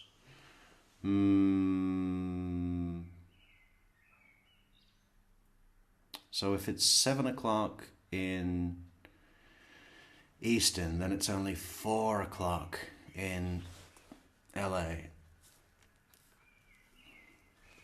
And everywhere on that line. Our good friend Sally, our good friend Monica. So maybe 8 o'clock would be better. Let's put it to a poll. And she texted that. She called me and told me that. She called you. Yeah, she did. We were still talking at that point. Okay. When I started dating that girl, that was it for us. We didn't talk after that. She was very hurt. When you started dating that girl. It was a long story, but long story very, very short. She said, she knew this woman, and she said, I should introduce you guys, because we decided, probably not going to be able to continue this, but it was in this limbo because of the crime. And I said, hey, you should introduce us sometime. And she sent her an email to introduce us, but we'd already been dating. I didn't want to bother Wendi with that when she's dealing with her murder. Right. And she texted me scathing texts, like, I never want to talk to you again, and that was it. So it was super, Are you still with this woman? No. And then Wendi calls her the next week and makes sure, I don't know if Wendi called her or what she did, but they have some mutual friends. This woman, shortly thereafter that conversation, this woman said, I'm not interested in seeing you any longer. Okay. So, which I thought was pretty aggressive. When I texted Wendi, I said, hey, put me through a lot of shit. Give me a break here. Just stay out of this, please. And she didn't. Very aggressive.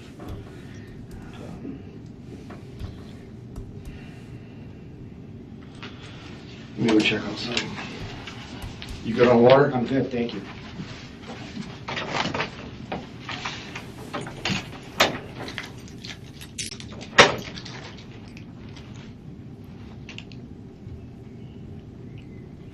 Please do vote in the poll, guys, because we want to collect as many opinions on that as we can. How many people are in the stream right now? 142.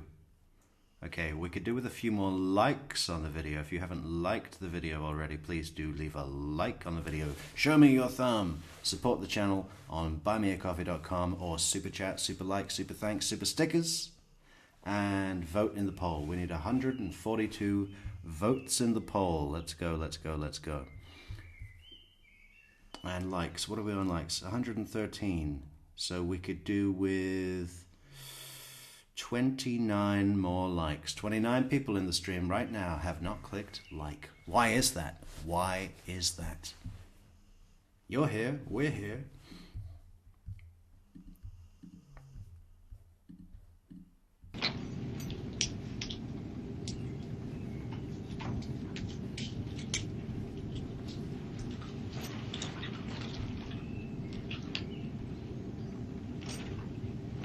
Maybe we should put out a survey. Let's put out a survey on Discord. Everyone come and join Discord. We'll ask questions. We'll ask questions such as, what should we do at True Crime Metrix to improve the shit out of this channel? We had a bunch of new subscribers from our Jeff Lacasse video, which is great. We just crossed 3,000 last week, and we're already almost at 4,000. How many have we got right now? Let's check. Let's double check. We have 3,715. So if you're not subscribed to the channel, please do subscribe to the channel. Leave a like on the video. Like, share, leave a comment, and support the channel on buymeacoffee.com, and check out the merch. Links in the description, Discord links in the description, other links, great links, and vote in the poll. Thank you so much, guys.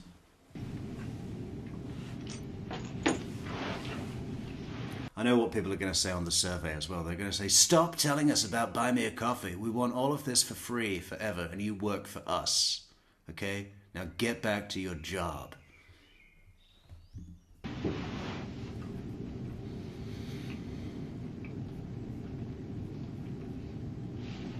Oh, 5 new memberships.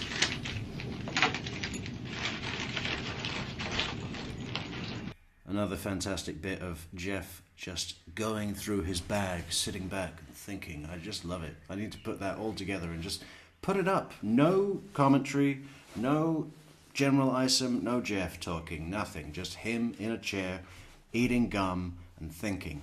Thank you, Amy, for the gifted memberships. 5 new memberships. Welcome, Christina Anderson, Golfer Girl, Kimba, Queen Olive, and Kimberly McLean.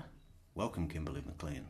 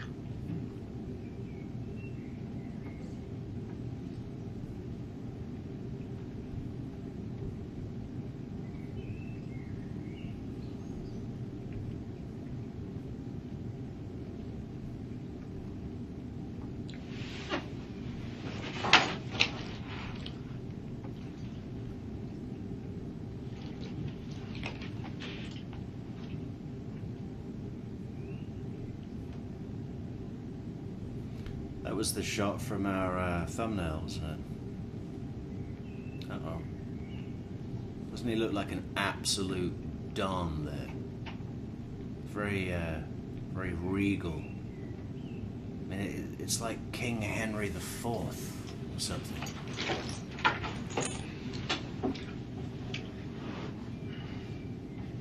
I know not whether God would have it so, for some displeasing service I have done, that in his secret doom out of my blood he scourge a vengeance on me to punish my mistreadings. Tell me else.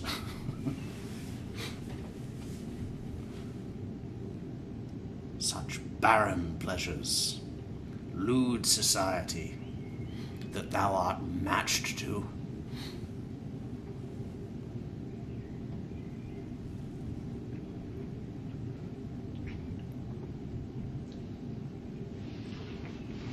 I can't remember the rest. It's a good speech, though.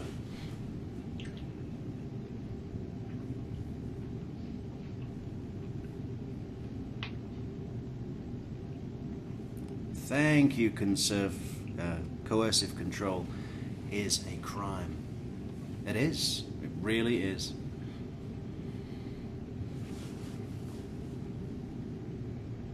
Focused, that's what he is. Damn right, acapella. He's going over, he's saying, have I covered everything? Am I leaving anything out? Am I leaving anything on the table?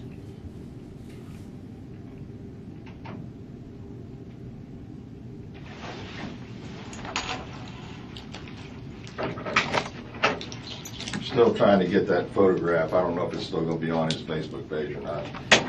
I just want to see if, I just want to confirm this is the individual. I think I'd recognize it if I saw it. At least it was the same photograph I saw. Yeah. Photograph I recall was 4 guys like this. Okay. Okay. All right, I got the men that you're talking about. She made, well, first of all, what Does she still have the same phone number? She switched her phone 3 or 4 days after the shooting because she thought you guys had bugged it. Okay. All right. Do you have the new number? I don't. I think she has the same number. She has a different phone. She just. Yeah, I like that, Jane. Wendi was like a psych patient with benefits. That's going on the merch list. A psych patient with benefits. I can see that gaining some customers.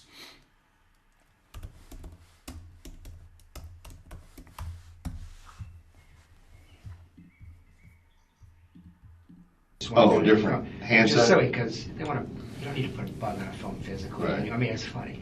Why would she be concerned about people bugging her phone, or police bugging her phone, I guess is what she's specifically concerned about? She's real concerned about that. She told me that.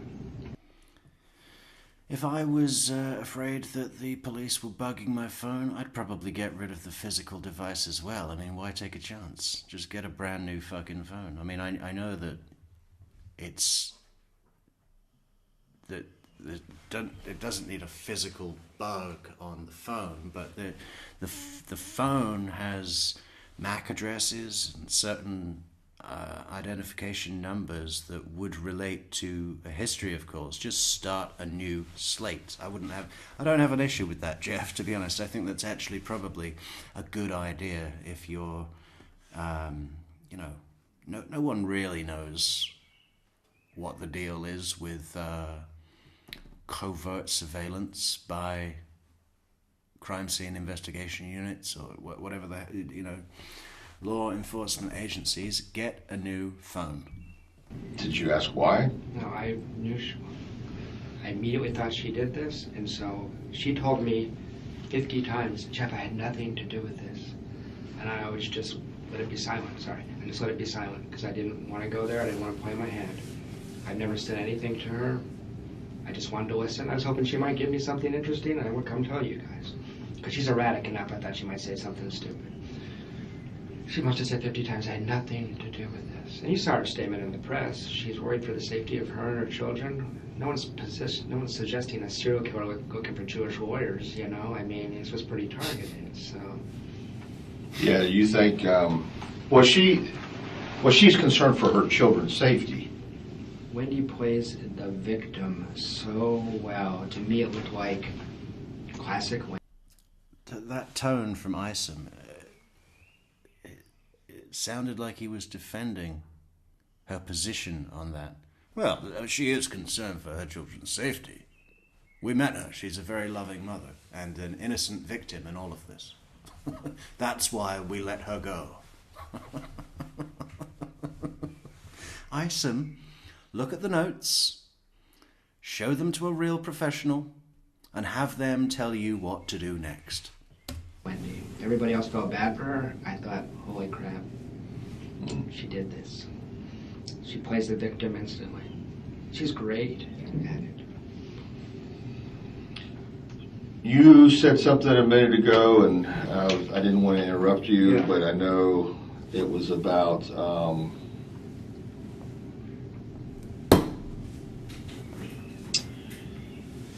something about Charlie getting shot. Charlie getting shot. Yeah, I thought she said something about... I thought you were telling me that Wendi was up here or had said... Look at Jeff's face. And it's taking Isom a minute to realize that he's confused the names with the victim and the suspected hiring individual. Charlie getting shot. Jeff is so confused right now. Look at that face. Let's see it again. Just the total look of what is this guy on? No. You said something a moment ago about Charlie getting shot. Jeff's just lost now. He's like, okay, I want to speak to Investigator Hale. He didn't listen to anything I said either, but it was better than this. It was about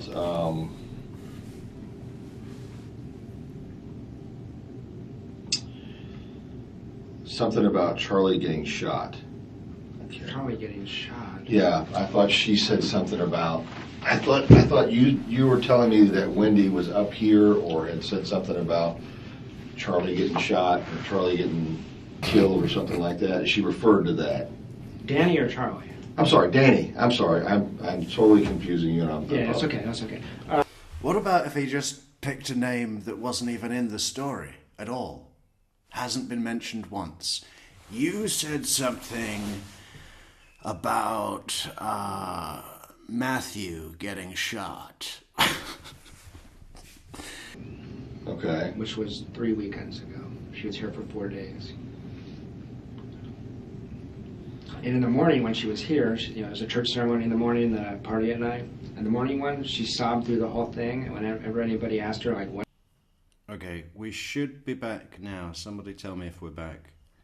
I can see it going up. So, are we back? Okay, Acapella says we are back. Okay, great. Sorry guys, my cell phone died and I had to plug it in and I thought it was plugged in and then it wasn't. And it ran out of juice and I had to plug it in and turn it on and now we're back. Sorry. What's going on? She didn't say I'm sad. She said I'm nervous, I'm anxious. I've seen a lot of grief. I'm a social worker. This is really an atypical reaction. It's real strange. And then the evening, she was pretty much... Yeah. And who do you choose to act like a well, not act like a grieving widow, but do your weird behavior in a situation where one might expect you to have some grief? An expert in grief. herself, but she was cracking jokes. She told some of my friends that she's changing their names to Adelson. She still hates Danny more than you would ever think. And no one has ever heard her say one sympathetic thing about Danny Markel to this day. And it's just weird. Why would you be hanging on to anger? I mean, it's so... I can only think of one reason, to make the world make sense to you. In no way, shape, or form was that intentional. Know that. I love Detective Scott after that. He's done, right? Sarah Boone's like, know that! And Scott's just like, I don't. But yeah, she was cracking jokes, which sometimes people deal with pain in that way. I get that. But, I mean... How did she say it? How did he tell you she said it? You might have sent me a... Oh, here's what she said. There was one just general joke, but I have the other text. He said, my favorite quote from tonight, I overheard Wendi saying, at least it didn't happen to Jeff or the kids or somebody I actually cared about. Okay. So that was the vibe. They split those two, they split. What a thing to say, huh? What a thing to say. Each boy has a picture above their bed of their dad that we say good morning to and good night to each day. Really? This town into two piles, I mean, it was a nasty thing. But people that aren't me, because I'm careful, I haven't told anybody the story like I've told it to you. I've told people I'm suspicious, that's about all I've said. They find her behavior erratic, bizarre, scary, and people who are very close friends to her are coming to the point where they're like, Jeff, I'm have people stopping in my office saying, Jeff, is there any chance, it's just not the Adelsons in Miami, is there any chance they had something to do with this? That's the weirdest family, the vibe, you walk in the room and something's strange. I know it's all subjective, but it helps me to hear that because I feel like I'm a crazy person for the last 6 months. I've been waiting for you guys to arrest some vagary, I mean, and those names I give you, I mean, that's so you can have all the data I have. Wendi with Charlie. I don't know who pulls the trigger, but there's a very strange relationship between those two.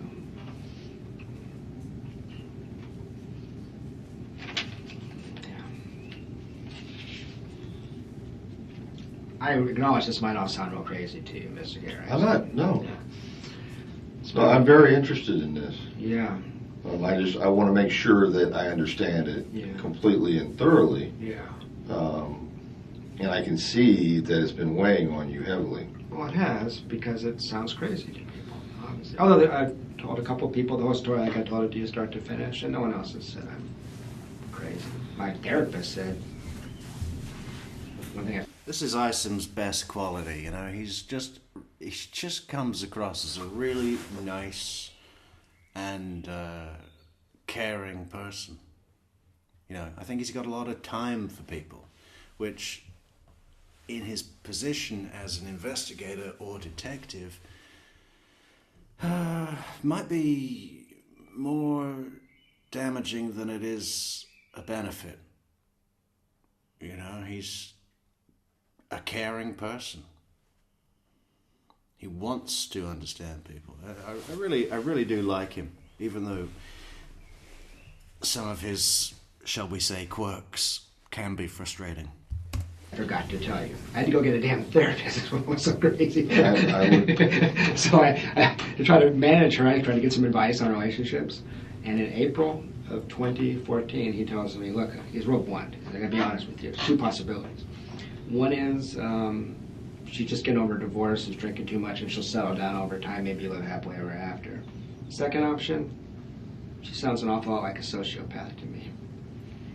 That's an objective person.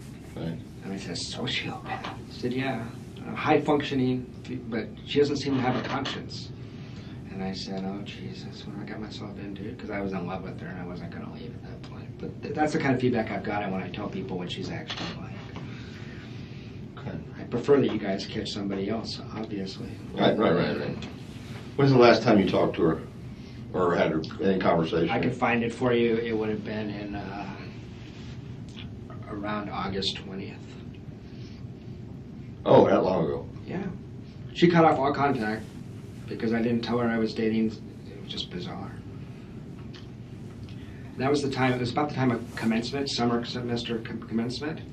That was another thing as far as narcissism and a crazy person. You know what Wendi was mostly upset about? And she told me this. The fact that she had to cancel her commencement speech because Danny was shot. Her attorney said it's a bad idea to get yourself in front of the media like that. Inside Edition will show up. You can't do it. She was devastated.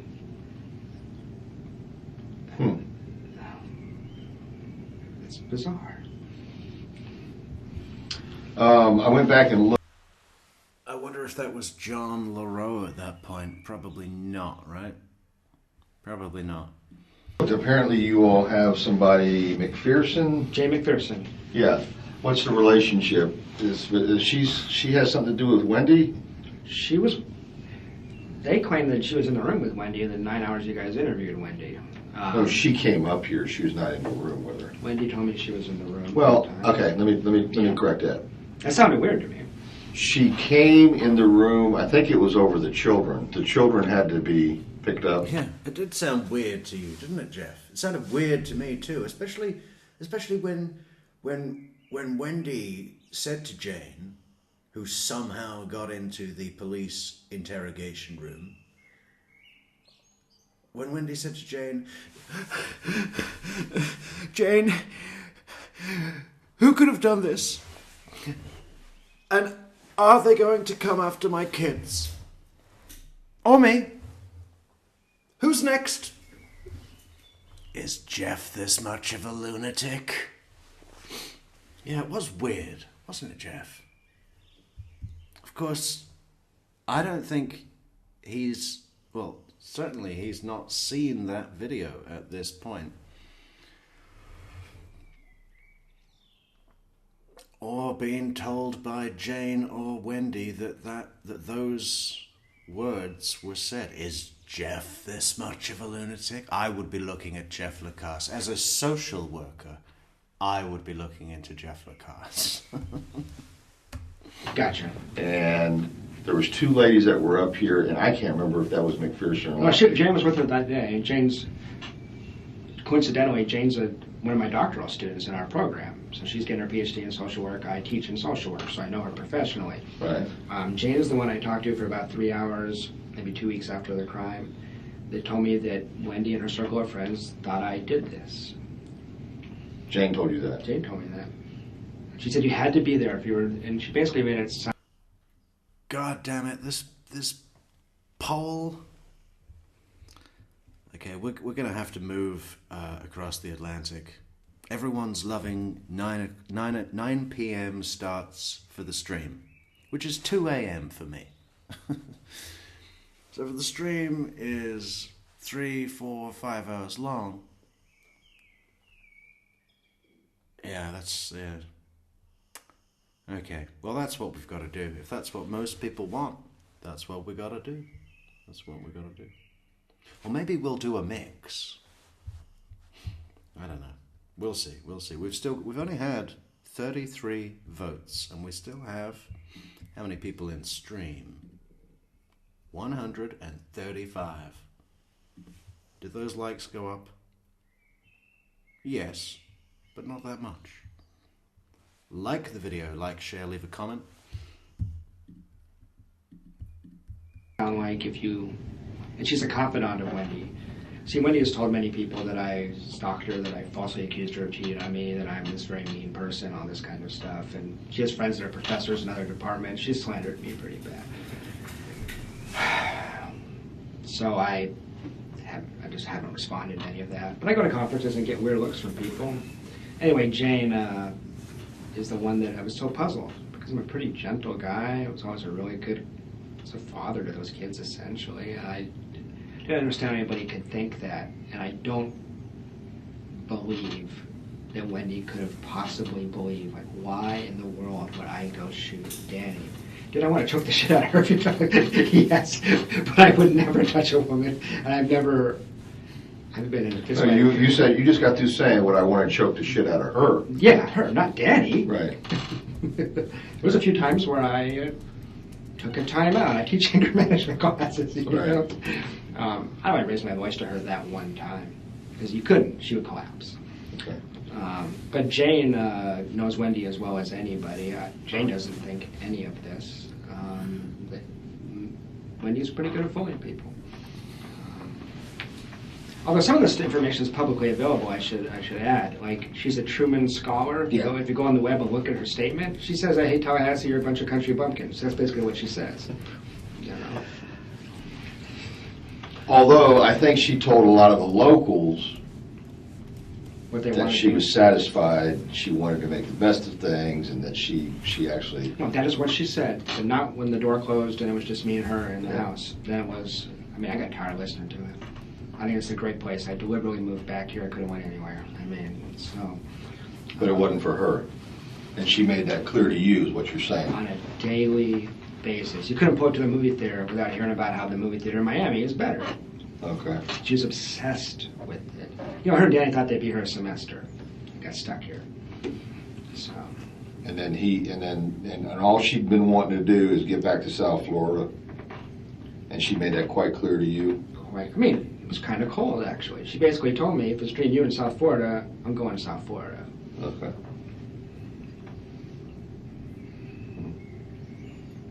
I'm trying to think if there's anything else. I heard that the FBI had maybe talked to her brothers. Oh, that's the other thing. Their brother Rob in North New York. I don't think he had anything to do with this, but something very weird about this family. There's some emails between us where when he visits the house, he doesn't even talk to the parents. There's just some sick dynamics where Wendi at one point told me when Dad was extremely violent. And I thought, well, this makes sense why you're so gun-shy and, hair trigger. And then later I said, with your history of family violence, she said, I never said that. So there was a lot of inconsistencies in the line, but I don't think Charlie's been up here. Your experience and instincts, you were to talk to Charlie, I assure you, there's something off about that guy. What about this FBI thing? I heard through the grapevine that the FBI talked to Rob up in New York. That's what Wendi told you? No, I think that's what Jay McPherson told me. Okay. So, and I try not to believe everything I hear because misinformation's everywhere. You know? Well, if Jane McPherson heard it, she most likely got it from Wendi. Yeah, well, that's true. That's true. But he's like an outside. He's not really a part of the core family. They don't have a relationship, basically. Okay. And the impression is he's a guy who wants nothing to do with his family. There's something that happened in that house, and he wants nothing to do with it. Okay. And I just think there's, that's the other theory, which will sound super crazy, but the people that have visited the house in Miami said to me, has anyone considered maybe the whole family's in on this? I mean, this is I said, people don't do that. I said, well, you go in that house, it's real strange in there. It's real secretive. It's real weird. Have you met her parents? I have. Is there anything that you can tell me about them? You know what autism is? Autism? Yeah, Yes. yeah. The dad and the brother Rob have this reputation of being like that. They everyone in that family suffers from a severe lack of empathy for other people. Okay. She learned that somewhere. You know, pillars of the community. You get on his website. I mean, years ago I went on it. He was polite to me, but How many years ago? of being like that. They everyone in that family suffers from a severe lack of empathy for other people. Okay. She learned that somewhere. You know, pillars of the community. You get on his website. I mean, years ago I went on it. He was polite to me, but Years ago. No. Dad's polite. Mom's kind of rude, actually. I know that father has been speculated about. They hate Danny in a way. I have a wife. I've been through a divorce. I get life. I've never seen this kind of obsession. Like their hobby is hating Danny. It was like really strange. I mean, and I fell into this because Wendi could convince you of it, and maybe she convinced the parents. But they were going to put over. You said you looked at some emails, but not others. At one point, Wendi was going to get a restraining order against Danny, which in retrospect is bizarre because he was a good dad. But she had Gary. You know who Gary is? Gary is a lawyer that he's the one that offered Wendi the job so she could relocate in the summer of 2013. He runs a tort firm suing drug companies. He offered her $1 million job, and I wondered about him too. It's not sexual; it's more of a father-daughter thing, but they're close. Gary. I don't know his last name. Where does he work? He's a lawyer. He works in Miami. Okay. He owns a tort firm, and their emails. I mean, she sent this document. It said she had compiled every email, like between Danny and Wendi, for like a year and a half. And the idea was to make this legal case that Danny is harassing her and stalking her. She always goes to this. She told me Danny was a stalker because he looked out the window one time and saw her walking down the street without the kids, and he goes, "Where are my kids?" I have right of first refusal. If you don't have the kids, I should have the kids. Wendi claimed that was stalking because he said that. You know. So anyway, all these emails, and the idea was we're going to persuade some judge that Danny needs to be reined in. I read this document, and at this point I'm a little skeptical because she's screwing everybody else. And I said, this is an indictment of Wendi Adelson's character. You read this thing, you get the impression this woman is a total loon. You know, it was interesting because she thought, like, from her point of view, it showed what an asshole Danny was. If you were to read this, it's like, this person is crazy. So that was when I started to figure that out. But there's that different perception. At first she seems really together, and then just loses her mind. So my worry is that she had something to do with this, and has no conscience. And it's hard for me to believe she could. I know you can't give a polygraph. I can't believe she'd pass a polygraph. I can't believe she would stand up to repeated questioning if you guys had any leverage. I understand that this was done in a smart way. It's I don't have any leverage, but my experience with her was over time, she just collapses. You know. Okay. Well,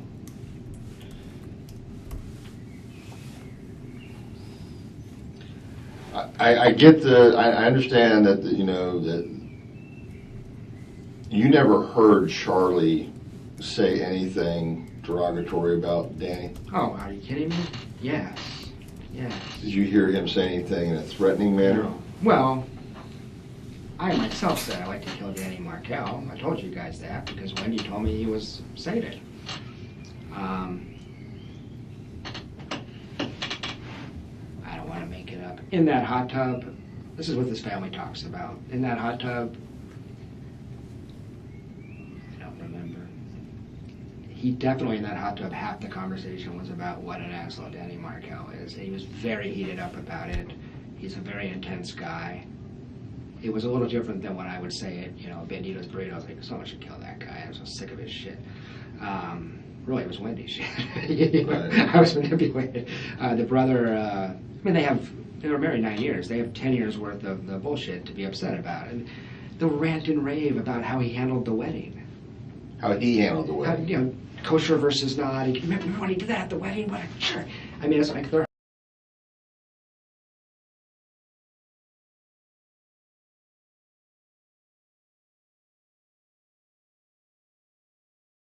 You see, Isom hasn't even found out about the non-kosher wedding. I mean, it's 8 months later.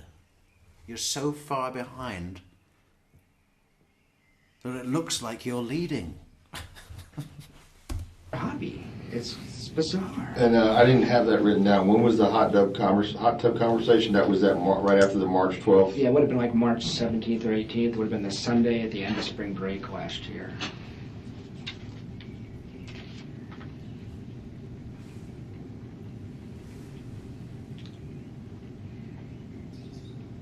But if the question is, did he threaten Danny? No. If the question is, was he pathologically upset with Danny in a way I found disturbing and it put me off and it was different than, say, even Wendi or her mom?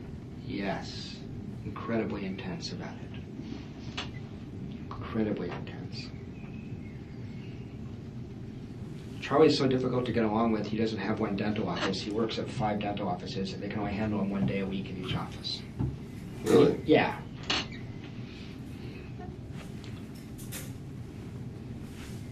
And he seems to know this and strategize it. He's figured out how to make it work for him. But he was a special ed kid, I believe. He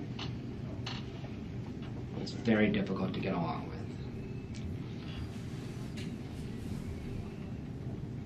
Ho! What was that? Thank you, Brenda Willie.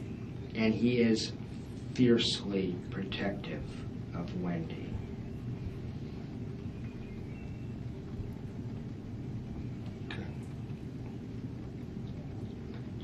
He had suggested seriously that they convert to Islam. Thank you for the coffee, Brenda Willie, who says, looking forward to you at Donna's trial. You know it, Brenda. The whole family? Just Wendi and the kids.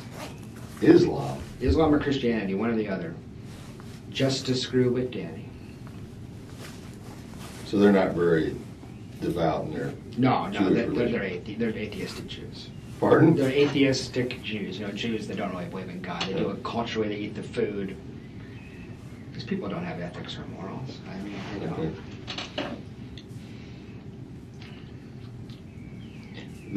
Okay. Immediately after the homicide, you came back. I'm with that, Yeah. and then you reached out to Wendi, or she contacted you. 10 days later, she texted a mutual friend, acting as if I would be upset with her. Right. And I said, tell her to call me. She did. At 3 in the morning. She wasn't sleeping well. Well, that was considerate, wasn't it? And we had a very awkward Wendy's not sleeping well? No one sleeps well. conversation. Mostly just, I think literally she talked for an hour and a half and I said probably 30 words. I just listened, honestly. It was real, she wasn't sleeping. It was real crazy. But that's where she told me a lot of things that weren't true. I mean, she was, and that could just be a relationship thing. I mean, she just, I couldn't contact you until Jimmy Judkins talked to you, right. I believe. And I don't know. I thought it was really strange not to, all my friends were texting with her. And she wasn't writing a lot back, but everyone else she acknowledged. One of my concerns, tell me if I'm paranoid, is Wendy's no dummy. She knows I know all this stuff. Now, she may not remember everything she ever said, but if there's one person, what she told me at one point was, no one knows me better than you. I said, who have you been intimate with in your life? What people have gotten to know you? Because she's a very superficial person. She said, 2 people have ever got to know the real me, you and Danny Markel. So it's been kind of anxiety provoking to get what happened to him. But in that conversation, there was a lot of lying. Okay. And I thought that was, it wasn't like my feelings were hurt. If she said someone get killed, if she was literally a victim, I would just say, take as much time as you need. I don't care. But there was something weird.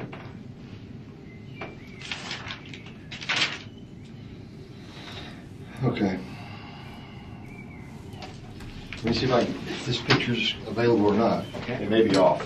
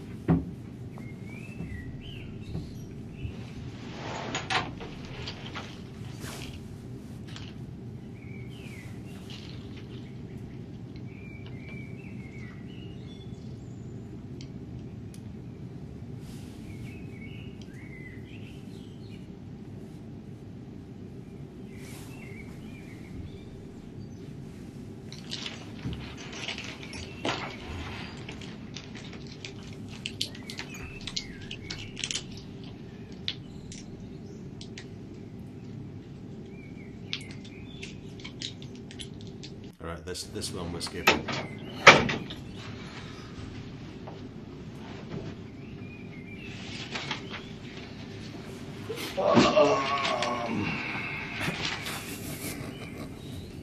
What? Obviously.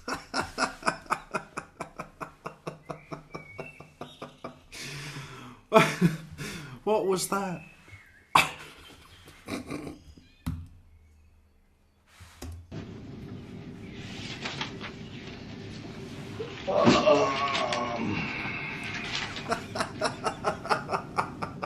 Obviously, if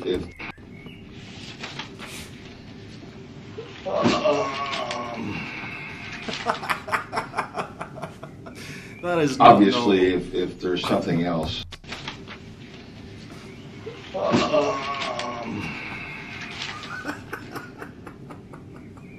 Obviously, if there's something else, you know, we can meet again. I got one other quick thing for you, actually. Absolutely. Wendy was advancing her withdrawal schedule from the antidepressants much more rapidly than was safe, and she stopped. She told me this after the fact. She dropped off the med completely on July 14th.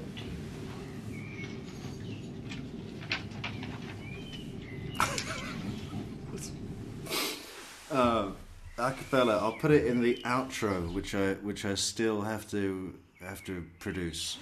Yeah, I love that. Just maybe no music, just repeated for like 45 times.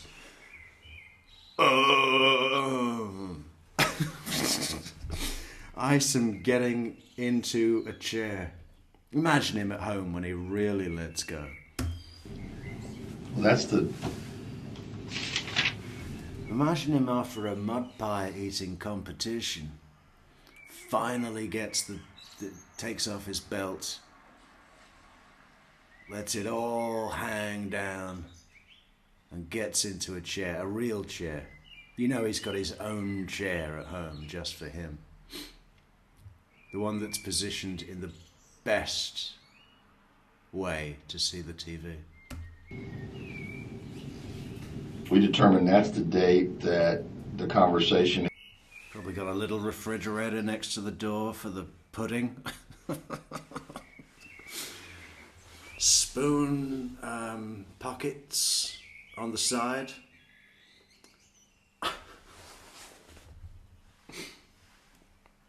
No napkins necessary. He'll just use his pants.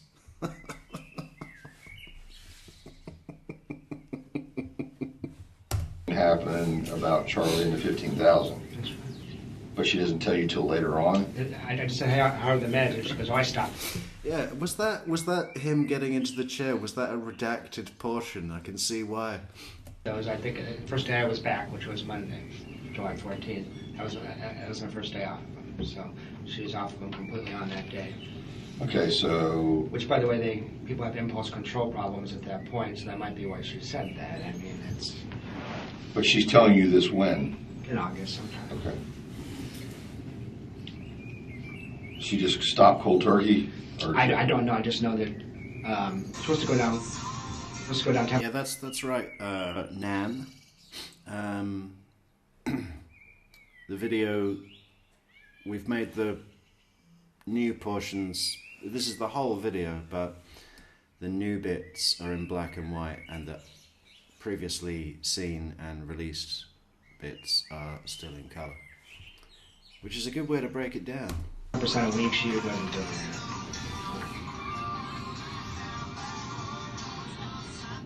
Okay. Okay. If I think of anything, I'll get back in. I actually had two quick questions for you, if you don't mind. Yeah. This is completely selfish, but I'm concerned about me in this situation. I'm wondering how long it is, in your opinion, before the media, before journalists are poking around looking at this case. And I'm worried about my potential exposure as a professor and as a person. This is an open case. They can ask all they want to. They're not getting anything. Okay. And that's for the foreseeable. I mean, I may call you. I mean, at some day you may be called as some type of witness. I would do it in a second. Yeah. Okay, I want to make sure that we're upfront about this. I mean, let's say it goes from here to an arrest to a prosecution. I'm there. And for some reason, your testimony is needed. I would say anything I said today under oath. I would. Okay. So that's easy. All right, but as far as anything prior to... No, Jeff. No, Jeff. Slow down, man. You can say everything you said today under oath 15 times over the course of the next 20 years of your life, okay? It's going to take that long. Someday you may be called as some type of witness. Yes, correct. Many times. Anything that you're telling me, if for some reason that was leaked to the press or anything like that, then I got an arrest to make of somebody else, no matter who it is. I got you. Okay. I got you. Does that set your mind at ease? Well, mostly. The other question is, I was foolish enough to trade emails with Investigator Hale. Now, those, if the case ever does become closed, those are public information, are they not? They would be considered public information, but they'd have to be, someone would have to request them, and for that it would be something specific they would have to request. I just saw the ones that leaked from Jameis Winston and went, oh crap, is this going to happen to me? Am I going to be, you know what I mean? Because Hollis and I talk about her allegations of stalking in his emails. I'm like, oh great. So I would not worry about it. Okay. I mean, I don't see a concern there. I don't know exactly what you and Hale. I just sent that email that you showed me, and my header to it was, does this sound like someone who's being stalked? This is, I'm trying to work this out with you, maybe, or maybe not, but there's no mention of that. So. I look at that as you were showing a defense for why you would not be. No, one other email I sent him, I pretty much accused her. Okay. But I mean, obviously, it's more than that. I mean, yeah, you more than just suspect her at this point. That's what you've been telling me this afternoon, right? No, that's true.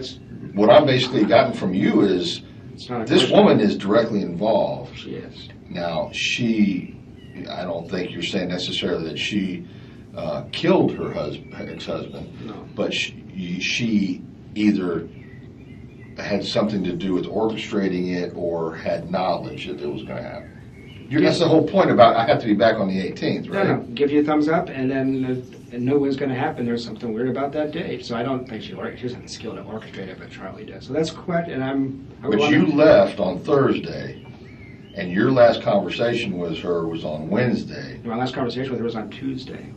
Right. An hour before that email where she says, look, I need a week. No, on the email she says she needs a week. Yeah. An hour before she sends the email, she says, "Are you still in town on Friday?" That's exactly right. And you said, "I don't know, it's still up in the air." Yeah.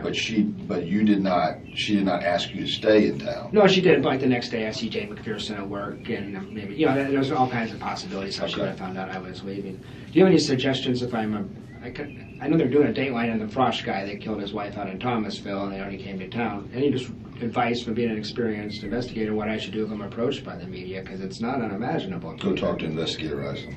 Okay. How simple is that? That's easy. Go talk to Investigator Adelson. You know, if he's not asleep or in a chair. Okay. Yeah, you know. Go talk to Investigator Adelson. He's easy to find. He's the one with the pudding all down his front. Don't have to say yes, no, nothing. You're a U.S. citizen. You don't. There's nothing that. Yes, they have First Amendment in their favor, but that doesn't mean you have to say a thing. No, I appreciate that, but I watched Dateline enough that I can just imagine that me being presented with these pseudo suspects. That's how they do it. You know, they show. Nah. There's that would be. I don't think they're going to do that. There's a lot of that could be libel. A lot. I mean, I don't have you listed as anything. Yeah. At this point. Good. Okay, so no, you don't. You shouldn't have to worry about that. But if anybody approaches you, I've been in contact with the Tallahassee Police Department. If you feel like it's necessary to put a specific name, throw my name out. Okay. It's a pretty juicy story. You can imagine that. Oh, no, I realize that. It's a great story. Oh, believe me, there is a lot of extra crap around this whole thing that is really not making my job any easier. I'm imagining, yeah. So, but you know, as I've had to express to other people, my only. Is that a professional technical term? There's a whole lot of extra crap around this thing that is not making my job any easier. Nothing to do with the severe sugar low I'm on right now from the diet soda that my wife makes me drink. Only concern is finding out who and why this happened. That's it. Yeah. Yeah. They can talk about that in Hollywood for the next century, as far as I'm concerned. But that's my only concern: who and why did this happen? Okay. The two things I wanted to get before you left was the girl, you mentioned her name, the one that you all are friends with. I tried to write it down. Fran Gamori? Yes. Yeah. Franna? It's Fran, F-R-A-N. It's actually Francine Gamori. Scene. C-I-N-E. Gamori? G-O-M-O-R-Y. Frangamore sounds like a pretty delicious dessert. I think Isom is about to run out of the room and order a container. What was it? Let's do the soft G. Frangamore. I'll have a cup of the Frangamore pudding with Black Forest Gateau. She's no G-O-M. G-O-M-O-R-Y. Okay. And she's actually my mentor's wife. She works with me. She's known Wendi since they got here in the Jewish community. She's been down to visit the house a few times since the crime, and when she hung out with Wendi when Wendi visited Tallahassee. And I remember, the Grossmans. That's something where Wendi stayed when Right. he was here, was with Al and Wim. Okay. So, what, you have a number for Francine? Sure, I do.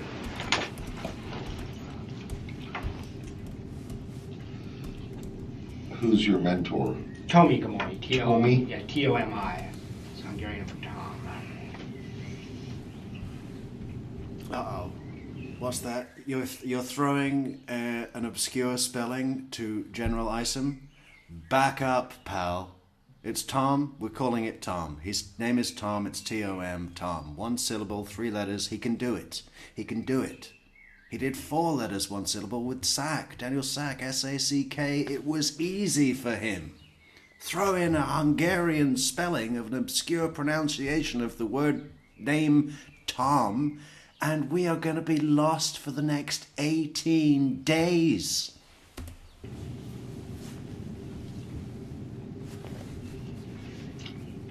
She's 212-6974. That's an 850? Uh-huh. 212-6974. That's her cell phone, yeah. Okay. Now she's the one that you said went to South Florida, but you also said it was basically gave you some information about what she talked to. Wendi was talking through her for a long time after the crime. Okay. So she's exchanged many texts with. Fran guided her through the whole divorce. Fran knew Danny. Fran was very skeptical of me when I first started telling her these sorts of things. At this point, because we're very close, they're like family. At this point, she's really worried that I'm onto something here. We all are, you know. So Francine. It's Fran. Okay, Fran. Good morning. Would be someone, is basically someone that is close to Wendi, also close to you. Yes. That you and Francine Fran have confided in each other about the concern over what involvement Wendi. Yeah. It's not a public conversation you want Right. to have. So we've talked very in an unguarded way about this stuff, very frankly. I haven't told her some things. I've never told her that she said Charlie looked into having her killed. I mean, there's some things I just kept off the table. Right. But she knows my concerns, and she came back from those trips very disturbed by what she just in the household. Yeah, just intuition, but yeah. She's not reached out to us. I don't know why not. It's the first time. I think you've referred to Tommy before. Yeah. I remember that, but this Francine has done. You could call her. I don't know. Well, I got to be careful because. Do you want me to get her to get? Well, she just talked to me yesterday because she was on Facebook and she got a message from Donna Adelson. She had a picture on her Facebook page of Danny and Wendi and a bunch of people at the table for some Jewish holiday 7 years ago. And Donna said, "Could you please take this picture down? It makes me sad." And Fran was like, "That's the most bizarre thing." It's on Fran's Facebook page. Yeah. So she's like, "Should I contact the police?" And I told her that seemed too casual. It didn't seem worth contacting you. But she's willing to talk to you. Should I talk to her and have her call you? Well, if she's but willing. then you have to divulge, that obviously, you've had a conversation with me. No, she knows that. I told her. Okay. I'm looking out for your interest in that part. Yeah. Yes, I would like. The way I put it to other people is you just picked my brain because I knew a lot of people Wendi was involved. Sure, Yeah. but I would say that if you could put a bug in her ear and basically say, why don't you call Investigator Isom and give him some of this information that we've been talking about, so it's coming firsthand. Sure. And because it's not right for it to come secondhand from me. Yeah, gotcha. I'll do that. Second person was you're at a bar mitzvah or bat mitzvah, and the guy that's sitting next to Wendi. Stephen Tripodi, Tripodi. P-O-D-I? Yeah, Tripodi. Stephen with a B? Tripod with an P-H-E-N. His number I have too. And if you want, he's my. And even after he's mastered the spelling of a name that comes up, he then goes back to it and mispronounces it. It happens with regularity, Jeff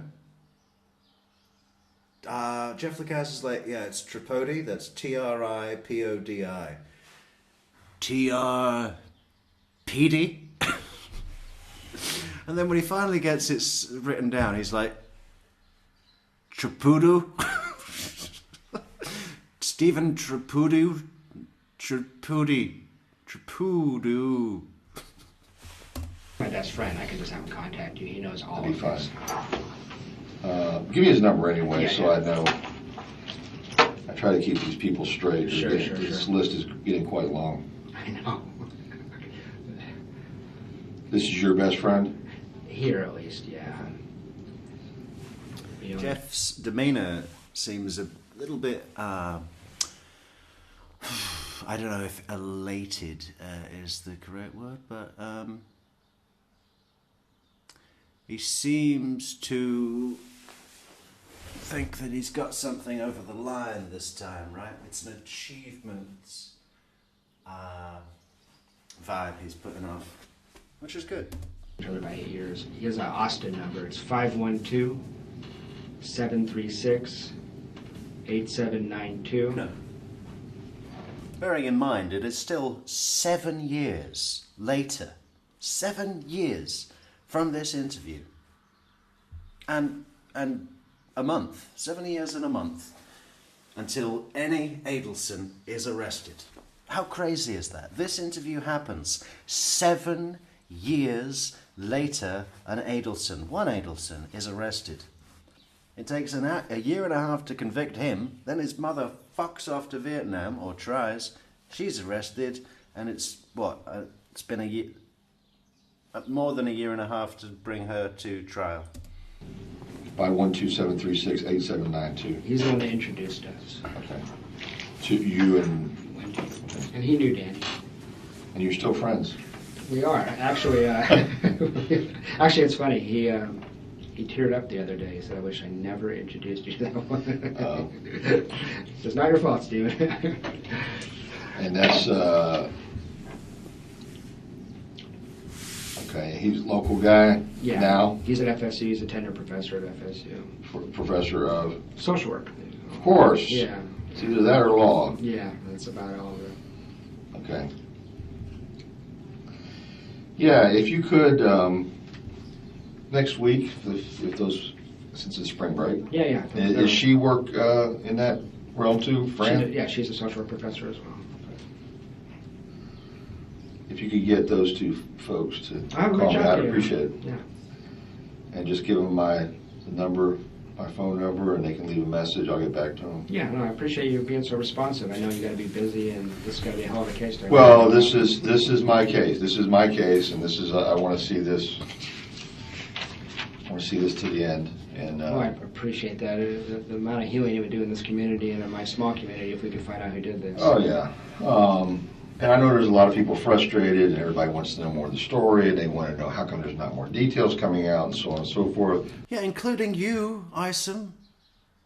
You know, you haven't really made much progress. Okay, they've been working on the bus cams and the Florida Sun Pass and tracking the Prius. But that's all Sergeant Corbett's job. What have you been doing for 8 months, Isom? Read into it any way you want. I'm not saying anything. That's good for you. So you also haven't asked. I mean, I know. Right. Better, No, I'm fine with that. And Investigator Hale did tell me at one point, and I think one of the reasons, I don't know if this is helpful or not, but I was pitching him this, and I just couldn't hear me. I felt like, but he said we have evidence. We're analyzing it. Yeah. So that's the one thing that. Well, you don't have to be a detective, let alone or a rocket scientist or anything else to figure out that there hasn't been an arrest. So everything's still on the table. Sure. Sure. And that's as simple as you can get. And Stephen's the one that she was saying, and texted you. Yeah, he was runner of that bat mitzvah. I mean, I don't know how useful it'll be. He's going to say, Wendy's still crazy. Wendy is what he's probably going to say, but he can tell you the joke she was making. Well, the first thing was it sounded like that she was joking about Danny getting his head blown off. So, yeah. But then when I specifically asked you what was said, it more sounded, it was a little bit less innocuous, but saying that she was glad it wasn't Jeff or her kids. The head blown off thing, maybe that's wrong. I'll tell you. I don't. Okay. Yeah. That's good. I just want to clarify. Yeah, that might have stuck in my head and be wrong. It might be simply like Danny getting killed or something like that. So. Gotcha. Okay, buddy. I think we're done for now. Thank you, sir. I appreciate I'll walk you downstairs. Appreciate it.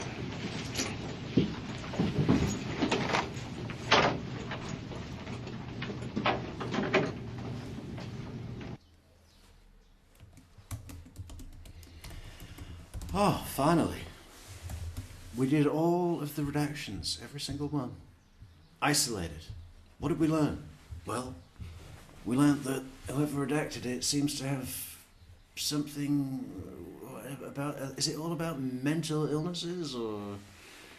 I mean, what about Daniel saying, I don't know if I'm any clearer than I was before. I mean, it's just a mixed bag. At first, when I went all the way through, I thought, oh, they've taken all the stuff about Wendi. Who's protecting Wendi? Is it the cops?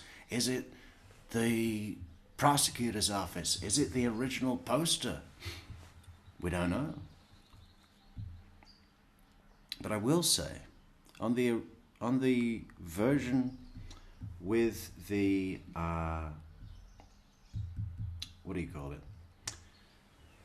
The original poster put up, the time code, the minutes and seconds, is taken off the screen. It's gone below the screen, which, you know, you can imagine if you're cutting bits out, right? If you're cutting bits out and the clock is jumping from 2 minutes 17 to 5 minutes 38, it would look kind of garish and obvious, right? So that tells me that possibly it wasn't law enforcement, because why would they give a fuck? If it's just about legal redactions, why would law enforcement give a fuck about the time code? That doesn't matter. That only matters if you care about the presentation to a public audience, right? Which is an indicator, we can say, that it was the original poster that made those redactions. Why? Why? The original poster is a strong advocate for justice in the case of Dan Markel. Why would you remove from the public sphere such elements of the story that offer so much more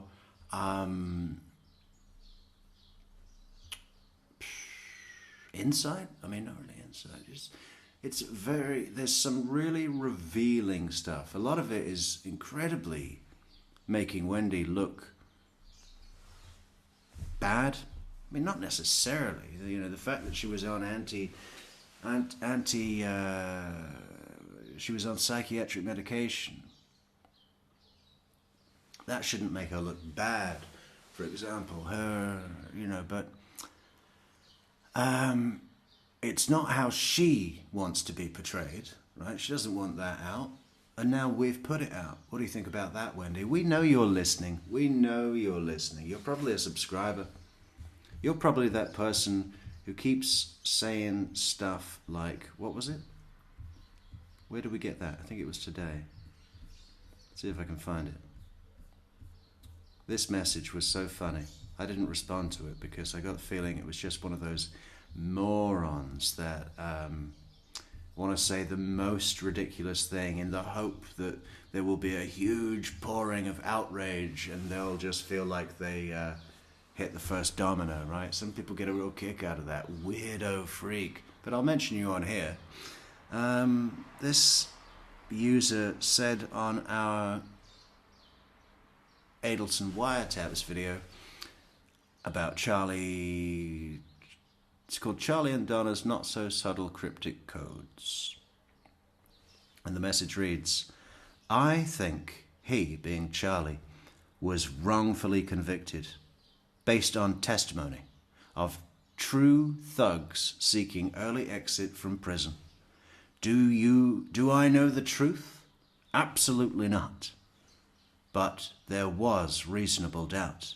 Those of you who don't think through evidence, of course, hate these people, but it's reasonable for them to be cautious on the phone when there are criminal trials ongoing. What? What are you talking about? There's no reasonable doubt. There's no reasonable doubt. He's caught red-handed ordering another murder. Slightly conditionally, but there's no bones about it. That's what he was doing. The money. He's trading the money. What, you think it was the Latin kings that drove up to Tallahassee to kill Professor Markel in the hope that they would get paid? Maybe he just turns them in for murder. That would be a bad plan, wouldn't it? Anyway. What? We're going to close it off now, guys. Thank you so much for the comments. Thank you so much for the likes, shares, subscribes, supports on Super Chats and Super Stickers. buymeacoffee.com/True Crime Metrix. And for everything else, and the fantastic moderators. Where are they? I think they've all gone. That's okay, because we'll be back tomorrow. Where's the chat? Any last things in the chat? Yeah, okay. Willie B, Felicia Pastor, Acapella, Lee, fantastic Lee. Oh, you're back, Lee. So good to see you again. Lee loves the Adelson case, but who doesn't?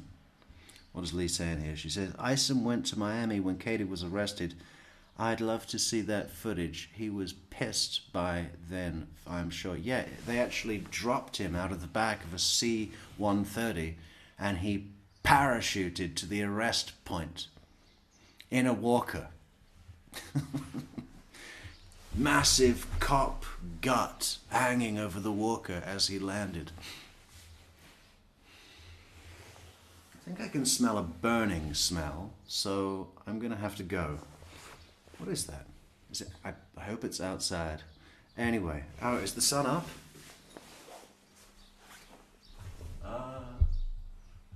Well, it might be. There's clouds in the background. But we know where the sun does not shine, and that's Florida. I mean, you know, right now, obviously, in general, you do pretty well. Felice Pastor. Why does it smell like burning? Okay. Mr. Pinto Peabody, great to see you, Mr. Pinto. Oh, we're just closing up, Sally. But, yeah, check out the stream when you get a sec. And we'll be back. We'll be back tomorrow. Oh, what's our poll say? Let's quickly close the poll. We got 33% voting for starting streams at 7 p.m. Eastern. And I can't see the results. Shit. Okay, well, good night all. And, or good morning, wherever you are. And we'll see you tomorrow. Okay, True Crime Metrix out-ish, almost. Let's go.